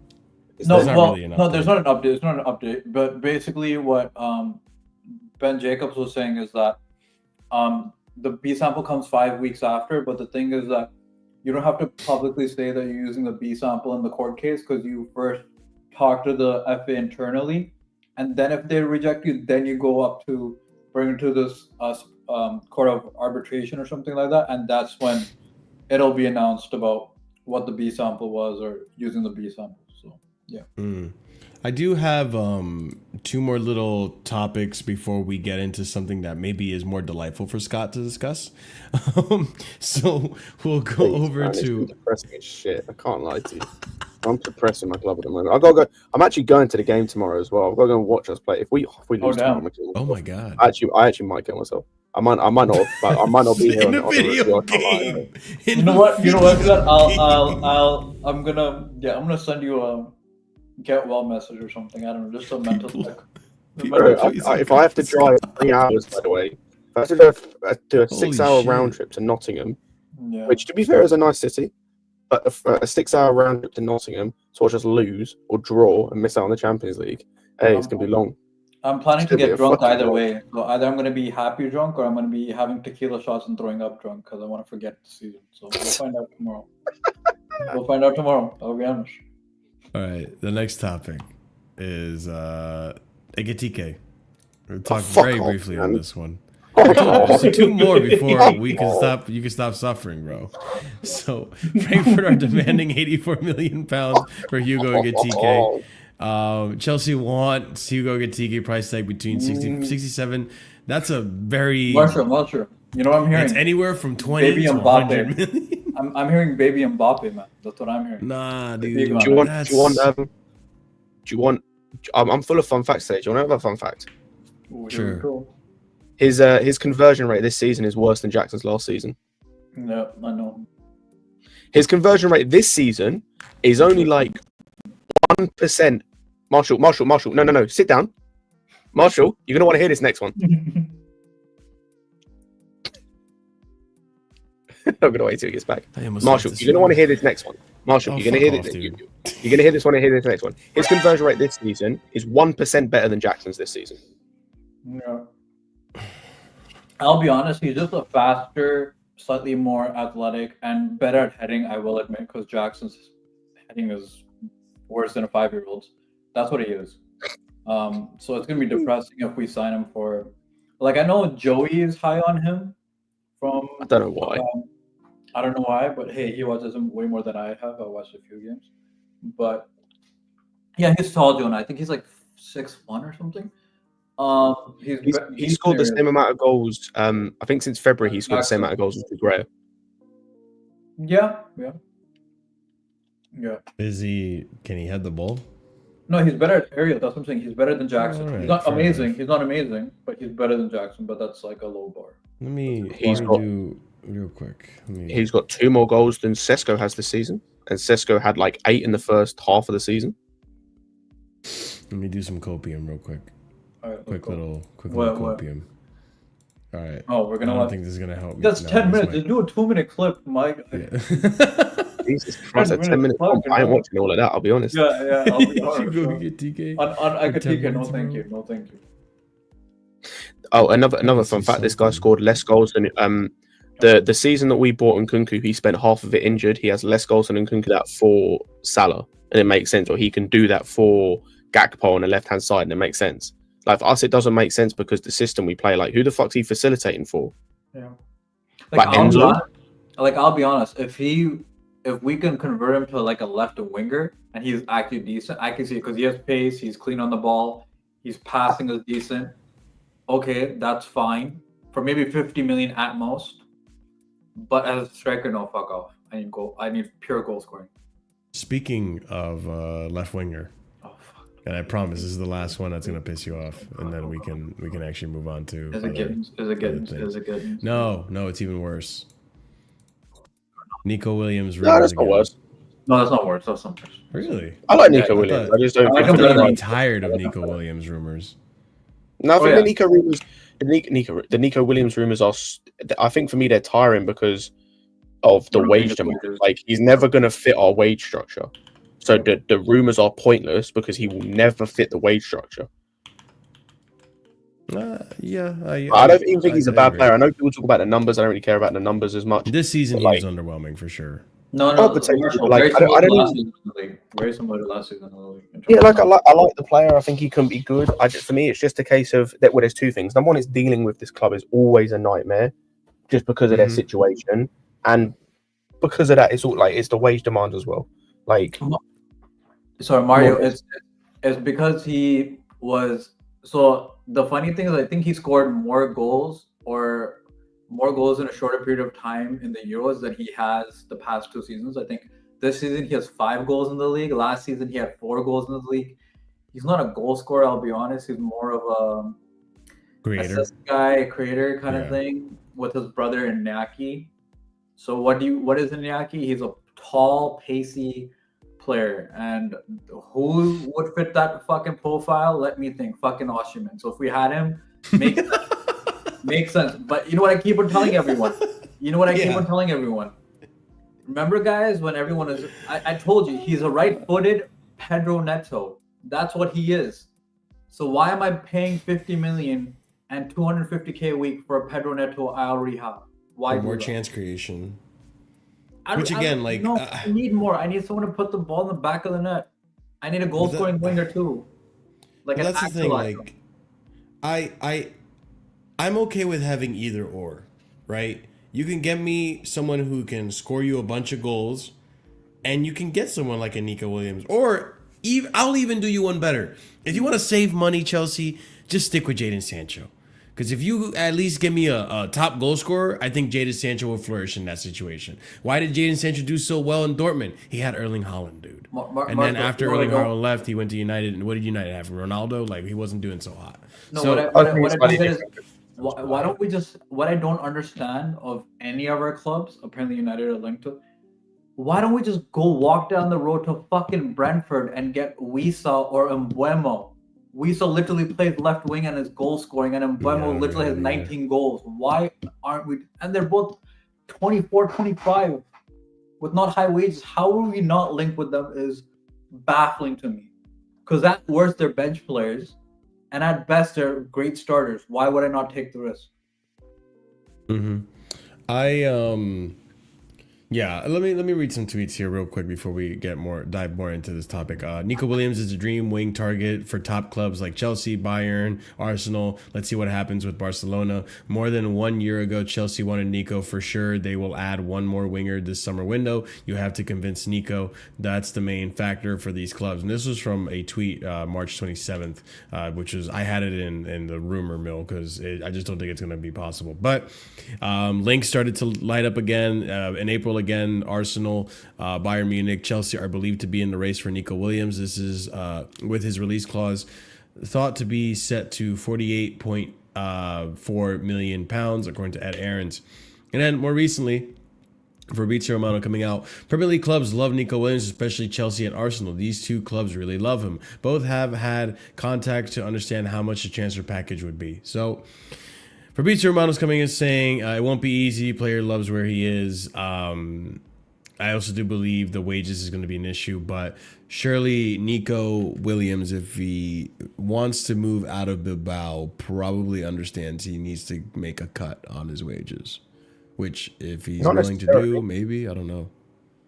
But it depends though, because like it all depends on where he goes, right? Because I think he is at the stage where, again, because of how Bilbao works as a club, there are a very select few clubs who can pay for him.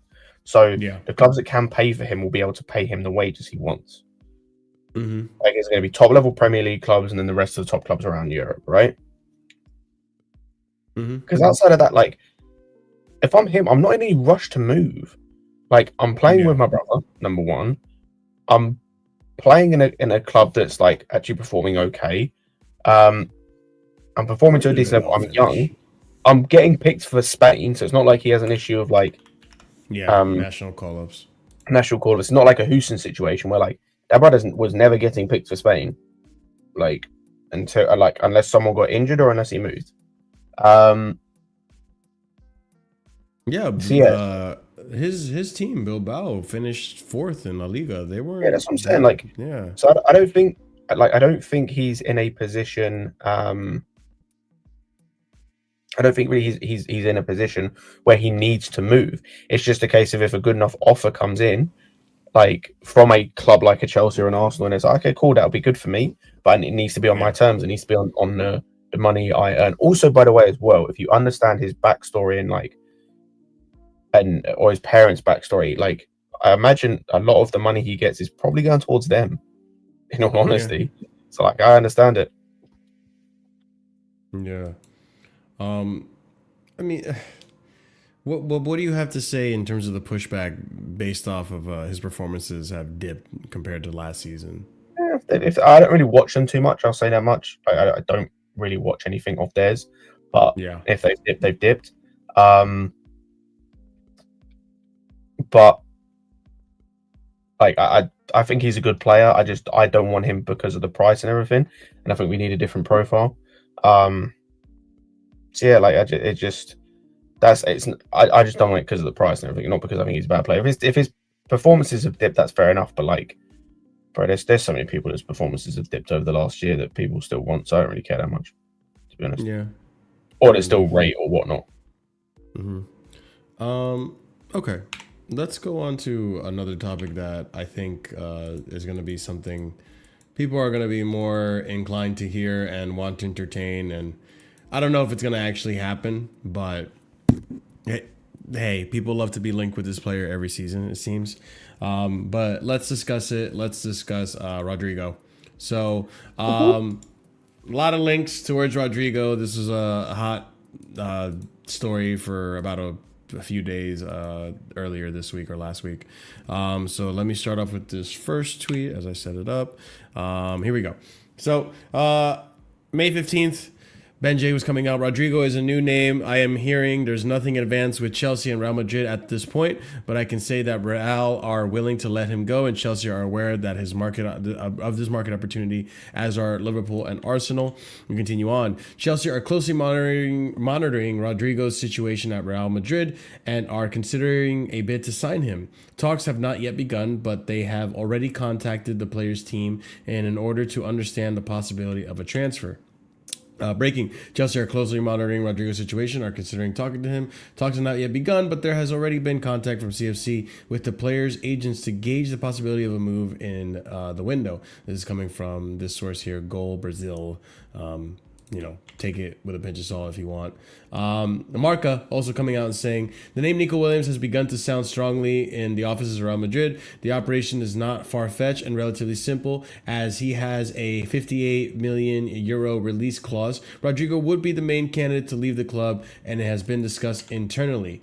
Chelsea has no plans, according to Sky Cava, to sign superstar players such as Real Madrid winger Rodrygo. Although viewed as an exceptional player, he is not currently a target. Costs and wages do not fit into Chelsea. And then lastly here, Kieran Gill also saying, Chelsea are being heavily linked with Rodrygo. However, I'm hearing you should avoid pinning your hopes on a sensational swoop for him, I think they meant to say. But do I think this is possible? Not really. I don't think it's legitimate interest. I mean, I'm sure Chelsea would love to sign him, but I just don't think. Not much for sure. I don't need that negativity put into the universe. All right, well, fair enough. Well, what do you think, Scott? Do you think it's going to be? Please, I literally talked earlier about ambition. You want to show ambition. please, Chelsea, I beg. Such a fuck, Mauro. Welcome to Beg, the man. show. Like, if you want to show ambition, this is showing ambition. Going and getting a player like this is showing ambition. I don't Like- think he's world class though. A lot of people have been saying he's a world class winger. I don't I think think he's he's on the world-class. verge. I think the only I thing, think he's good. I He think could the only thing that's stopping him is numbers based. Like Yeah. performance wise, I think he is on the cusp. I think, especially last season, I think he was great.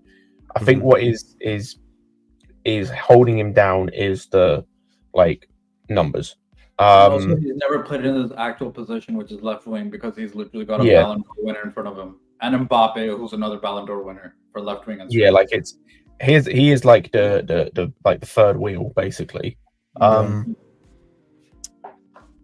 yeah, but like this, like there are times where you just have to like, even if he doesn't quite fit the system, who gives a shit?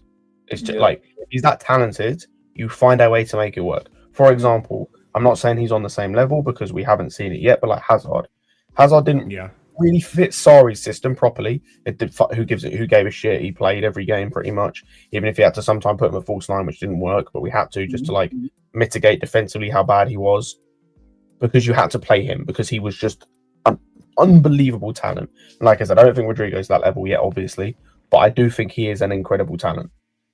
And like, yeah, this is the type of signing you do if you're serious. Yeah, he's better technically than Vinny. And they've given him the number 10 in Brazil over Vinny.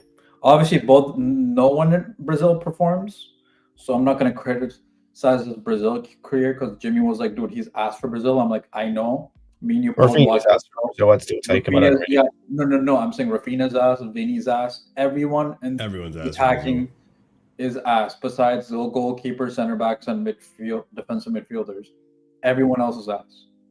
So it's not. It's if someone told me, would you take Vinny? No, because he's asked for Brazil. I would take him in a heartbeat. So yeah, I would take him. I had a discussion. I think Scott was there for this. He's top 5 right wingers and he's top 5 left wingers in world football. Yeah, no, I'm not saying he's first. I'm not saying he's first in any of them. I'm saying he's like probably 5th in right wing, and he's probably 4th or 5th in left wing as well. That's also just speaking on the quality of wingers in world football too, in my opinion. By the way, that banana comment, I've seen a couple people, and I spoke to a couple people who said the same thing. If Pedro Neto is going for 65 million or 62 million, what the fuck he went for, he's definitely worth 80 million, by the way.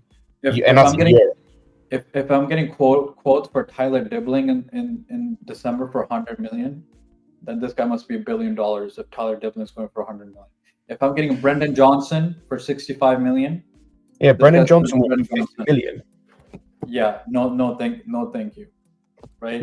Plus, left wing is a really tough position to find for it. Like most good wingers now. Yeah, no, like I went through the list in front of people. Vinny is better than him, yes. Kvaratskhelia is better than him, yes. Then who? No one in the Premier League in terms of left wing is better than him. Think about it, because just Gakpo and shit, no.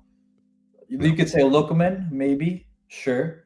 Musiala, I don't know. He's more of a cam to me, but he plays on the left, maybe. But I would say he's better. Rodrygo's better as a winger, so he's like what, 4th best in the world. Yeah. If you're talking about right wings, it's the same. You got Salah, you got Rafinha, you got Yamal. I'm not even saying in order. I'm just saying names. And then you got Dembele. And you got Dembele. Yeah, this is true. We bought £45 million. Yeah. So that's what I'm saying. So he's if he's gonna cost me 80 million pounds, I'm taking him. Yeah, I agree. If I'm seeing Darwin Núñez links for Saudi for 75 million, why aren't I taking this guy for 80 million? And even so I keep on talking about this because I heard so much discussion about people saying Rodrygo's not good enough. You know what he's gonna do for me, people? Be clutch in when we have our backs against the wall, because he's shown that to me in so many big moments in the Champions League. But that's what I mean too. Like, if you're gonna bring in a winger, and we've seen the striker targets that we're going for, right? Like, outside of maybe Ekitike and Osimhen, none of these are like, to me, very big like aerial threats. None of these to me scream like instant impact, instantly gonna come into. And Ekitike doesn't even scream that for me. It's really just Osimhen. And if we're doing the whole numbers thing, guys, if we wanna, and I know you guys Chelsea fans are gonna crash in on me.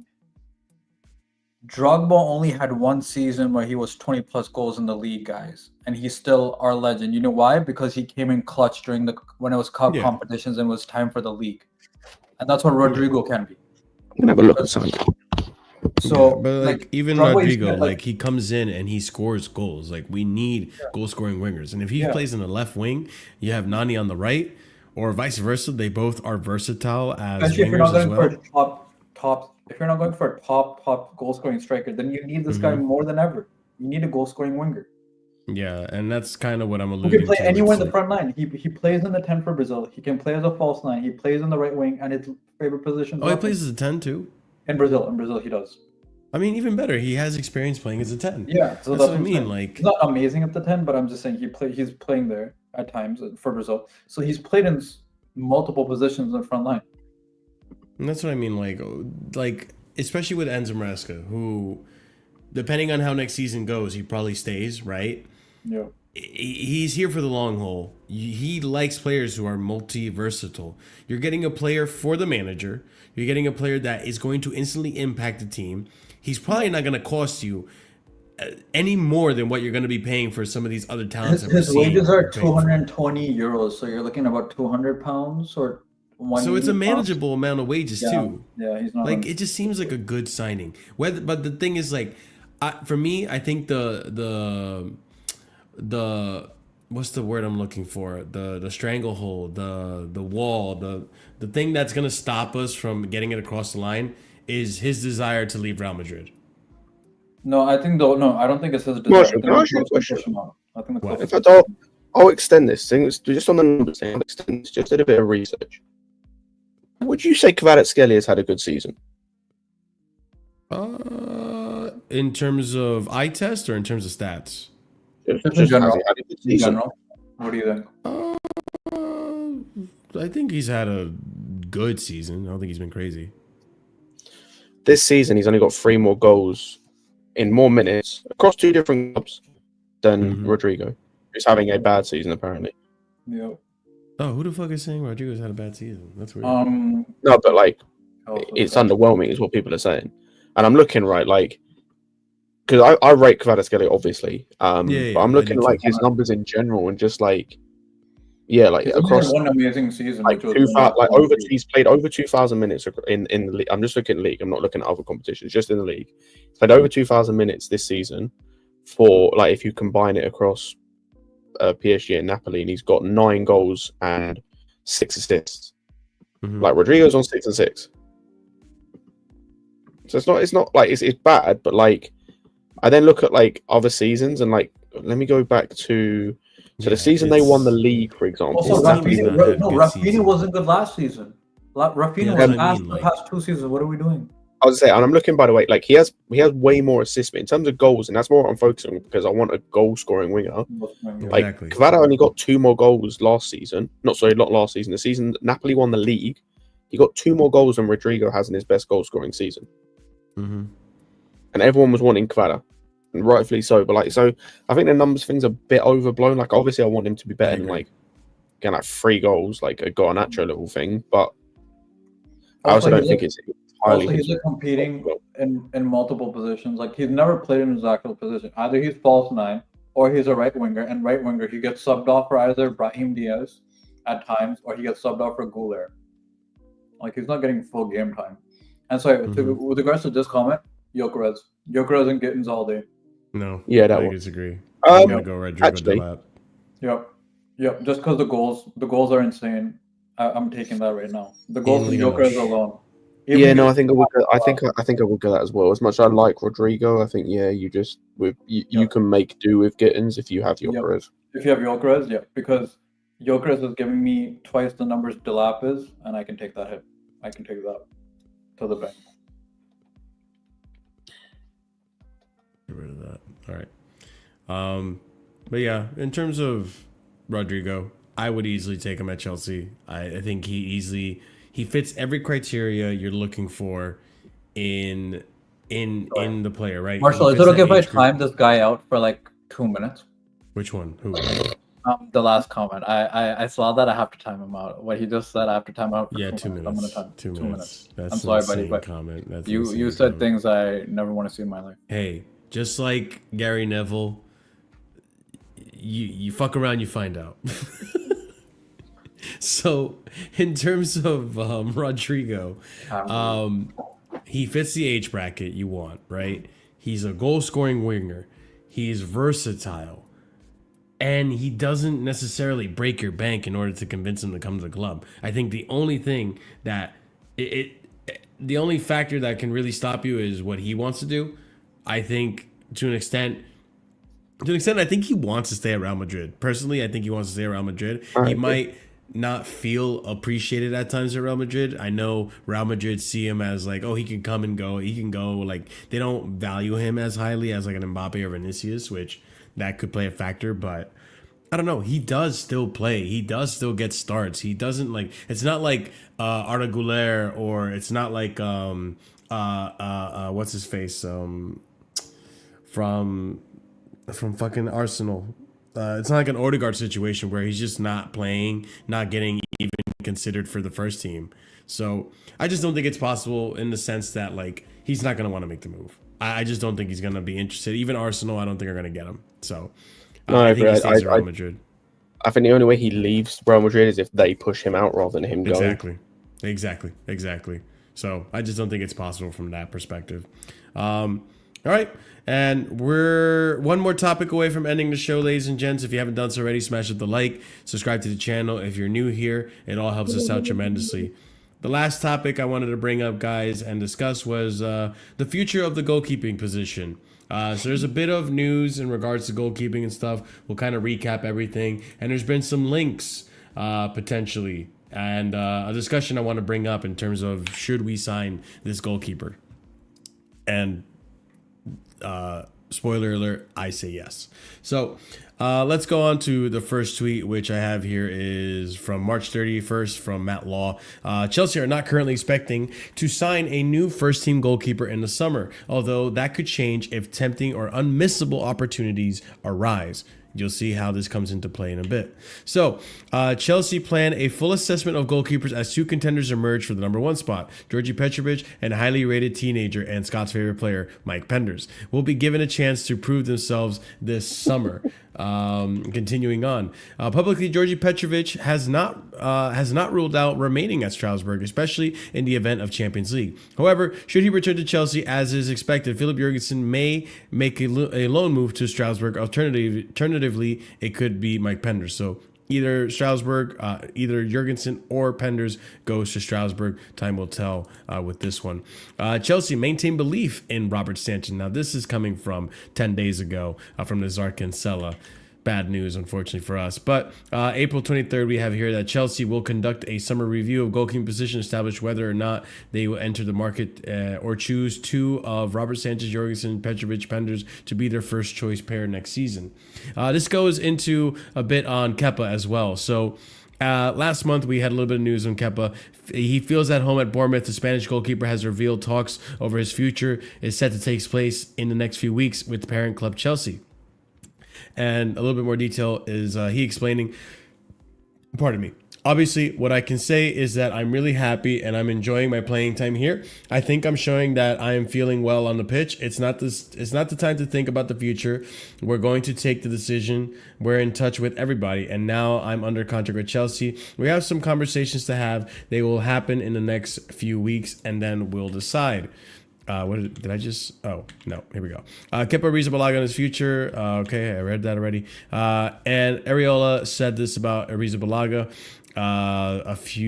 yesterday, actually. It would be a matter of negotiating. He has been really good this season. He's performed very well. It's until Sunday. He is ours, and then we will see what happens. But he is a Chelsea player. And I really hope this deal goes across. Just get rid of this player. Like, good that you had. He was never a horrible keeper, but he wasn't good enough for Chelsea. Just like Robert Sanchez is not good enough for Chelsea. He was terrible outside of his first season. His first season was his best season. Yeah, I would probably say that. Chelsea and other top clubs have approached Emiliano Martinez. However, there are no official offers yet. It will depend on Champions League, and the player wants to fight for titles, according to Edu Burgos. Breaking: Chelsea, Manchester United, Barcelona, and Atletico Madrid have approached Emiliano Martinez, who has a chance to leave Aston Villa this summer. It will depend on Champions League, but the player wants to fight for titles. Again, reiterating the same interest. I thought I had more. Okay, well, Emiliano Martinez once again linked with Chelsea, and it looks like he's not extending his contract based on how we left Aston Villa the last game, the last home game they had. I think it was last home game, but yeah, I think they need to sell him obviously because the FFP thing, because they've also been linked with Juan Garcia. okay. Would you take him? Yes. Who? Yes, I probably would. Martinez. Garcia or Martinez. Oh, No, Martinez, yeah. not Garcia, Martinez. Yes, I probably would. Like, I really do like Petrovic, obviously, but Oh yeah, true, yeah. I think that what Martinez would bring is the other side of it, where it's like the leadership stuff. Mhm. Like, I don't know how good he is on the ball. That's the only thing that worries me. Yeah, But I like know the he's leadership great. stuff, the experience, he's a great shot stopper. Like, so yeah, I don't know. I think so, but I'm really umming and ahhing about it. CP, do you have an opinion on Martinez? Yeah, I'm taking him in a heartbeat. Okay.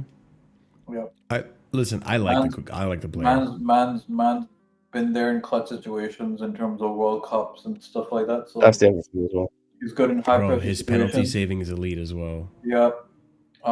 He's literally won goalkeeper of the year twice. One of them definitely wasn't deserved, but hey ho. Yeah, fair enough. But yeah, he's one of the best goalkeepers in the world. He's more so linked with Saudi, but Yeah. if we can get him, get him. Him and What Saudi club was it? I don't even. I'll be honest. It's getting a blur now. I don't I don't know. remember. Yeah, I mean, he dips from time to time. Yeah, sure. I mean, he does have his bad patches of form. I don't think this season has been his best season either. But still, Courtois has not been great this season, so he's dipped a bit. So like, I just for me, I've seen him in previous seasons have ridiculous seasons where he's just kept Aston Villa in games and stuff, and that's what you want from a goalkeeper, right? Like, if you look at when you compare Martinez to Sanchez. Sanchez has cost me, and we've had this discussion, about 12 points this season, maybe even more. I don't think Emi Martinez does that. Maybe Emi Martinez costs you 3, 6 in his worst seasons, but nowhere near 12 or 15. Like, he has had a howler here and there. It does happen. I think, especially with how we play out the back and all that stuff, it's gonna be bound to happen. But when it comes to clutch saves, especially. Like, I look at, you know what's funny? I was watching that Bournemouth game against City, right? Kepa, again, near post, bro. Twice on the near post. That shouldn't be something that happens to a goalkeeper. That doesn't happen to Emi Martinez. So, like, for me, I think Emi Martinez, I've wanted him at the club for a long time now. It's always been between him and, obviously, if I had a dream team, it's been of current players active in football right now. It'd be between Martinez or Ter Stegen, but yeah, I do think there's a good goalkeeper there. We'll see how much it would even cost Ter us. Stegen's withered old corpse. Yeah, Ter Stegen. Withered old corpse. Well, Yeah. not maybe not now anymore because I don't think he's he's not fit, Gotcha. but I mean. When Back we're in the day. talking 2-3 still alive. years ago, Ter Stegen. Yeah, Ter Stegen's still alive. Are you sure, brother? He hasn't been seen in a while. No, I think Yeah, he's been out. with No, he's injury. been getting Yeah, Also, I know he's out injured, bro. He's injured all the goddamn time at the moment. Yeah, he is. That's the problem with him. Unfortunately, yeah. Also on Manyan, Brink. I know. I don't know if I want Magnan, to be honest. I'll take him. No, I want. Honestly, I Donnarumma's turned to 180 on me. I'll be honest with you too. No, Donnarumma can eat shit. Like, he can eat shit. I So can't. Donnarumma in Champions League is not facing you at all. I can't. No, do yeah, you know what it is though? No, Marshall, do you know what it yeah, is? penalties and This stuff, guy, you know. when if you Yeah. like when it comes to bozo moments with their feet, we talk about Sanchez. Like this guy has been Agreed. like Agreed. shot stopping. Cannot argue in terms of shot stopping, incredible. In terms of like penalties, yep. He's got yeah, in that. terms of like passing, oh sweet baby Jesus, you think Sanchez is Agreed. giving you heart attacks? Agreed. But Manyan, I would take just because of. I need the leadership. I'll be honest. Like I know That's a big part of why I want. I know he's not the guy as much anymore. But first, I still think improvement on Sanchez. He's better with his feet than I think Sanchez is, and he has leadership qualities. Mhm. I'll take it. And the shit. Especially if you want him to be the bridge on hopefully Mike Penders. He's old and young enough in a way where he can bridge that gap until Penders is ready. If we're going that route, right? I'm just saying in the future. Yeah, but if I had to be realistic, though, I just don't think. Also on the comment about him only playing 3 games a season. He's only missed 12 games in the past 2 seasons. So Is he actually? Yeah. Like, This yeah, season he's yeah. only missed 2 games. You can check it. Fair play. You can check it. I don't know. He likes AC Milan, I guess. I don't know. Actually, no, that's not true. He doesn't like Leao. Wait, you do want Leao? No, I want Leao. Because the left wing market is shit. What do you? Yeah. I'm gonna Leao or Gibbs. Oh, it's such a fucking hard decision, eh? Such a hard decision. Who would I Just give pick? me Somebody, Rodrygo, man? man. Let's get it over with, man. Come on. Now. Yeah, I know. That's why I'm glazing Rodrygo more than when people think he's not worth it. I want Rodrygo. He's my number 1 left wing signing. Okay, next now. But Same I'm not reaction, gonna. bro. But I'm not gonna choose Gittins over fucking Garnacho. Yeah, I wouldn't choose over Gibbs Leao. over Leao. I'm not Yeah. quite as high on Leao at the moment, and I do think there is an attitude issue there. Yeah, I agree. But- Yeah, all that. Mhm. All that. I'm just looking at the market. Who's available? Yeah, the market ain't great. It's fucking shit. I That's why I'm agree. saying this. Yeah, the market ain't great. That's a big factor too. Like, But- actually, You know what Lookman- it is? You I want actually- no, Lookman no, over you know Leao. what? I want Lookman Do you know over what? I actually want to rephrase that. I do think the market is good, but I think the market for a winger that fits what we want with the system is shit. Because I think there are plenty of guys who could fit in fair this enough. system, who could fit as a left winger if we didn't play this system that you could put. Like, I think Eze could work as a winger in this system. Sorry, not in this system, could work as a winger in this team if you had a fluid front three of, like, say you had like Palmer, Eze, and let's just say like Esteval, right? As an example. Yeah. Like, I think that could be fluid, right? But not in this system. Not with Maresca. Also, the Like, guys I think saying I think Lookman would be sick. I don't know if he works. I want him over Leao every day of the week. Do you think? Yeah, like, Lookman I can think that's do the well issue. when I think- if he comes back to the Prem. Yeah, with I regards to think Kelly, there's like, I think there's just so much issue with this system in terms of the way we use wingers. So like, you need at you can least stretch the pitch with the you need both your wingers really to be proper touchline wingers who can beat their man 1v1 on the dribble, and also be able to defend. Which the Mhm. amount of players that you could name that fit that are slim. Rodrygo's So then top of the you're trying to list. just find someone who's just of a quality where even if they don't really fit the system quite as much, it doesn't matter. Or you find someone who can give you one or the other. Like, that's why Leao kind of makes sense, because he's a touchline winger, can beat his man 1v1 on the dribble. He's offering you But the nothing defending defensive. is shit. Yep. And also Kelly, so you clearly show that you don't watch the channel long enough, because Marshall knows I have an internal hatred for Joao Felix. So He Scott really knows pisses this me. well too. Me and Surfer have a deep hatred for this fucking Yeah, they hate you. You've hated Felix Kaka all your life. region. Yeah, like I hate this Kaka region. Fuck him, man. Fucking Z-Tech Kaka, man. Fuck him. I hate him. I will say though, in terms of the goalkeeper discussion we were having, realistically though, as much as we need like a proper out and out goalkeeper, I would be totally okay if next season we just run it with Petrovic for the, like just give him a season, because there's a reason why he won Player of the Season for Strasbourg. He was really good for them, and he was putting up, and just no, I'm not saying he's world class, but the numbers he was putting up in terms of a goalkeeper were world class level numbers. So there's progression being made with Petrovic. He's stepped up tremendously in terms of what you want from a goalkeeper. And even in terms of something that fits your system, a keeper that can pass in the back, he took that, that news that came out that, and Maresca doesn't want him because he doesn't believe he can pass out the back. He took that literally and said, you know what? Fuck you. I'm going to show you I can pass to the back. Well, he Ends up needs to being for one of the best Rosenier's keepers in system. He has to for Rosenier's system too, because it's possession based. And also, with regards to, I agree with you. I'd rather have Mike Penders, because if people are saying hyping up Joao Garcia, he's literally. You mean Petrovic? No, people are hyping up Joao Garcia. No, but you said you'd rather have Mike Penders? No, sorry, I mean Petrovic. Yes, I'd rather have Petrovic. Sorry. With regards to Joao Garcia, I heard Scott's fist start to clench. Sorry. No, I wasn't paying attention. Like, I heard Penders, but I was like, sorry. Like, I did. You know it. Yeah, I'm not on this Marshall train where we're waiting for Penders. Anyways,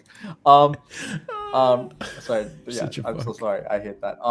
No, like Joao Garcia and Petrovic have very similar like goalkeeping numbers and goalkeeper ratings. I think Petrovic has the highest goalkeeper rating in all of Europe. I saw we were slightly linked with this. He was from Spain. He's good. Team? He's good. Espanyol? Yes, Garcia, yes, Espanyol. Yeah, okay. He got relegated. I saw some links about that. But okay. I'm like, he had links. So so Arsenal were linked with him last summer before they got Neto. Like they were who they wanted for their backup goalkeeper. He's been good for 2 seasons, but I'm saying we have Petrovic, who's had similar numbers as him this season in terms of goalkeeper rating and saving and all that stuff. So why spend that extra money if we have a guy at home, similar age range to Joao Garcia, similar age? So why not? But that's what I mean, right? Like Scott alluded to this earlier, and I agree with you, Scott. I'm just saying, if their excuse is, we don't have money because of Champions League, then you get Champions League, there's no more excuses. And even if you get that, take that factor out, I don't think you need Champions League to afford these. You don't need a goalkeeper necessarily this season. Test out Petrovic in the Premier League now that he's developed, now that he's shown that he can pass forward and be in a possession-based team, right? You have a possession-based team with Enzo Maresca, try him out, right? You can maybe, hopefully, move on Sanchez. I think you can. Go ahead, sell him and keep Petrovic. If you want to keep Jorgensen, Penders, do whatever you want, right? You also have Slonina. We don't know what the hell's going on with him, but figure it out. We have goalkeepers. So you have a goalkeeper situation right there, if you even want to be on a budget and save your money. So you don't have to spend money on a goalkeeper. Midfielder, you have Santos, you already bought Essugo, and you have potentially Ugochukwu. We'll see what happens with him, but you already spent the money on that. You don't have to spend any more money in the midfield. You're set there. Mamadou Sarr. That could be a center back option, sure, but I would suggest get another center back option. You have all these players you want to sell, all these players you want to get off the books. What are you going to do with that money when you get it off the books and you start selling them? I would hope would be invest in those 3 positions: winger, center back, striker. Not in any particular order, but striker would be preferably my order. I don't think there's an excuse even if you don't make Champions League. That's why also, I'm sorry, Darko and these accounts coming out and saying if we don't make UCL football, our club is dead. Stop overblowing it as well. Like, I'm not happy. I'm not saying we should settle for UCL. Let's get UCL.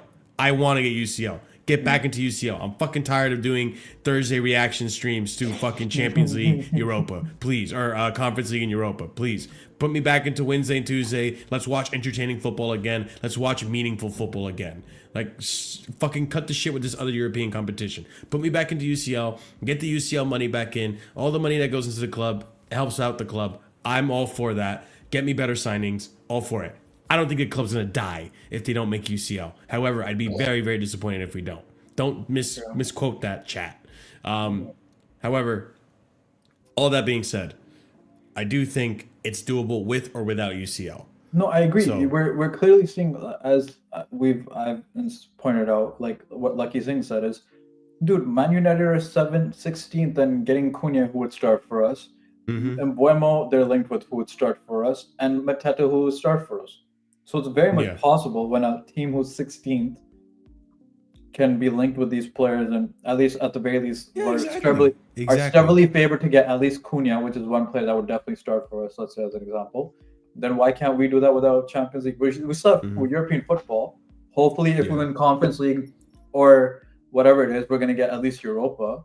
So that's still somewhat of an incentive for some of these players. Yeah. So, yeah. Our club's And not that's over. the other thing but- too. And we talked about this on Wednesday after the match reaction. Though that club that is linked, United, who are linked with Cunha and all these other players, they are in a massive, massive shithole in terms of financially, way, way, way, way, way worse than us.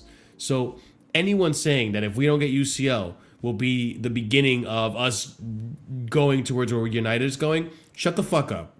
Like, this is ridiculous notion that we're heading towards United. No, we are coming back from where United are right now. And they are in a much worse position than us. We didn't have to fucking do cold cut lunches for the players. We didn't have to fucking cut bonuses from multiple staff members. We didn't have to fucking sack the lunch lady. Like, luckily for us, had our debt paid off and we didn't have to deal with that. But that's neither here nor there. We're a much better run establishment in Manchester United. So this notion that, if we don't get UCL, we're heading towards United, like, fuck off. Honestly, fuck off. This fear-mongering in this fan base has me so fucking fed up. So it is what it is. I just went on a little rant there. Sorry, tangent right there. But regardless, tomorrow, big game. I guess it would be right to ask predictions before I log off the stream if you guys want to go for it. But CP, what's your prediction for tomorrow? I'm going for 2-0 Chelsea. Let's go, man. Let's get the Champions League, man. Let's fucking. Scott? 2-1 Chelsea. Okay. I agree with Scott. 2-1 Chelsea. I think we are playing a dangerous game. We are kind of playing into their hands in terms of, like, we have to go out there and win.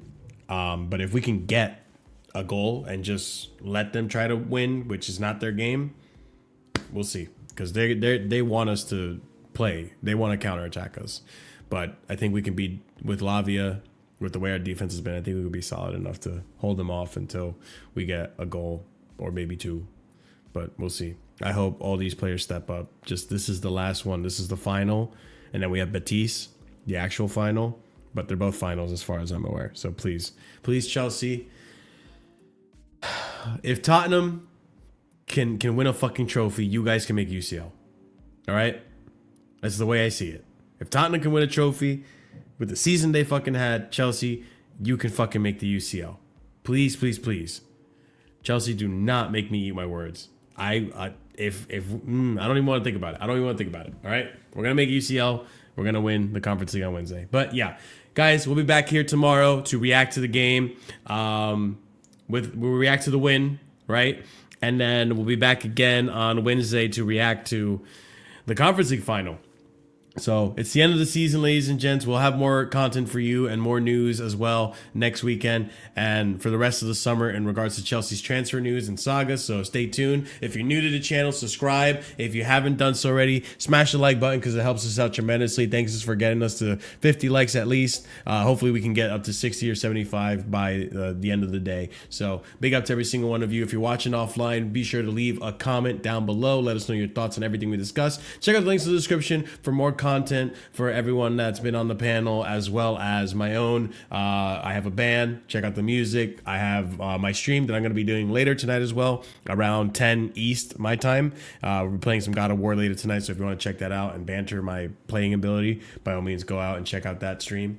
And yeah, also shout out to our members. So if you guys join the membership, we have 4 different tiers starting at 99p, and at the proper casual tier and higher, we give shout outs at the end of every show to those proper casual members. And that's going to go out to Daniel, TM127, EE, Dark, Adrian, and Ace Solomon. Big up to you guys, always supporting the channel, and big up to all our other members who support the channel as well. Enjoy those emojis.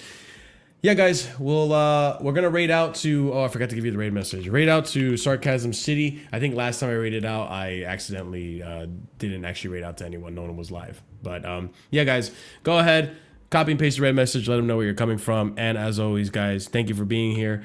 Show some love to Sarcasm City. We'll see you again tomorrow for the reaction to the Nottingham Forest game and the end of the Premier League season. And as always, stay casual. Have a good night.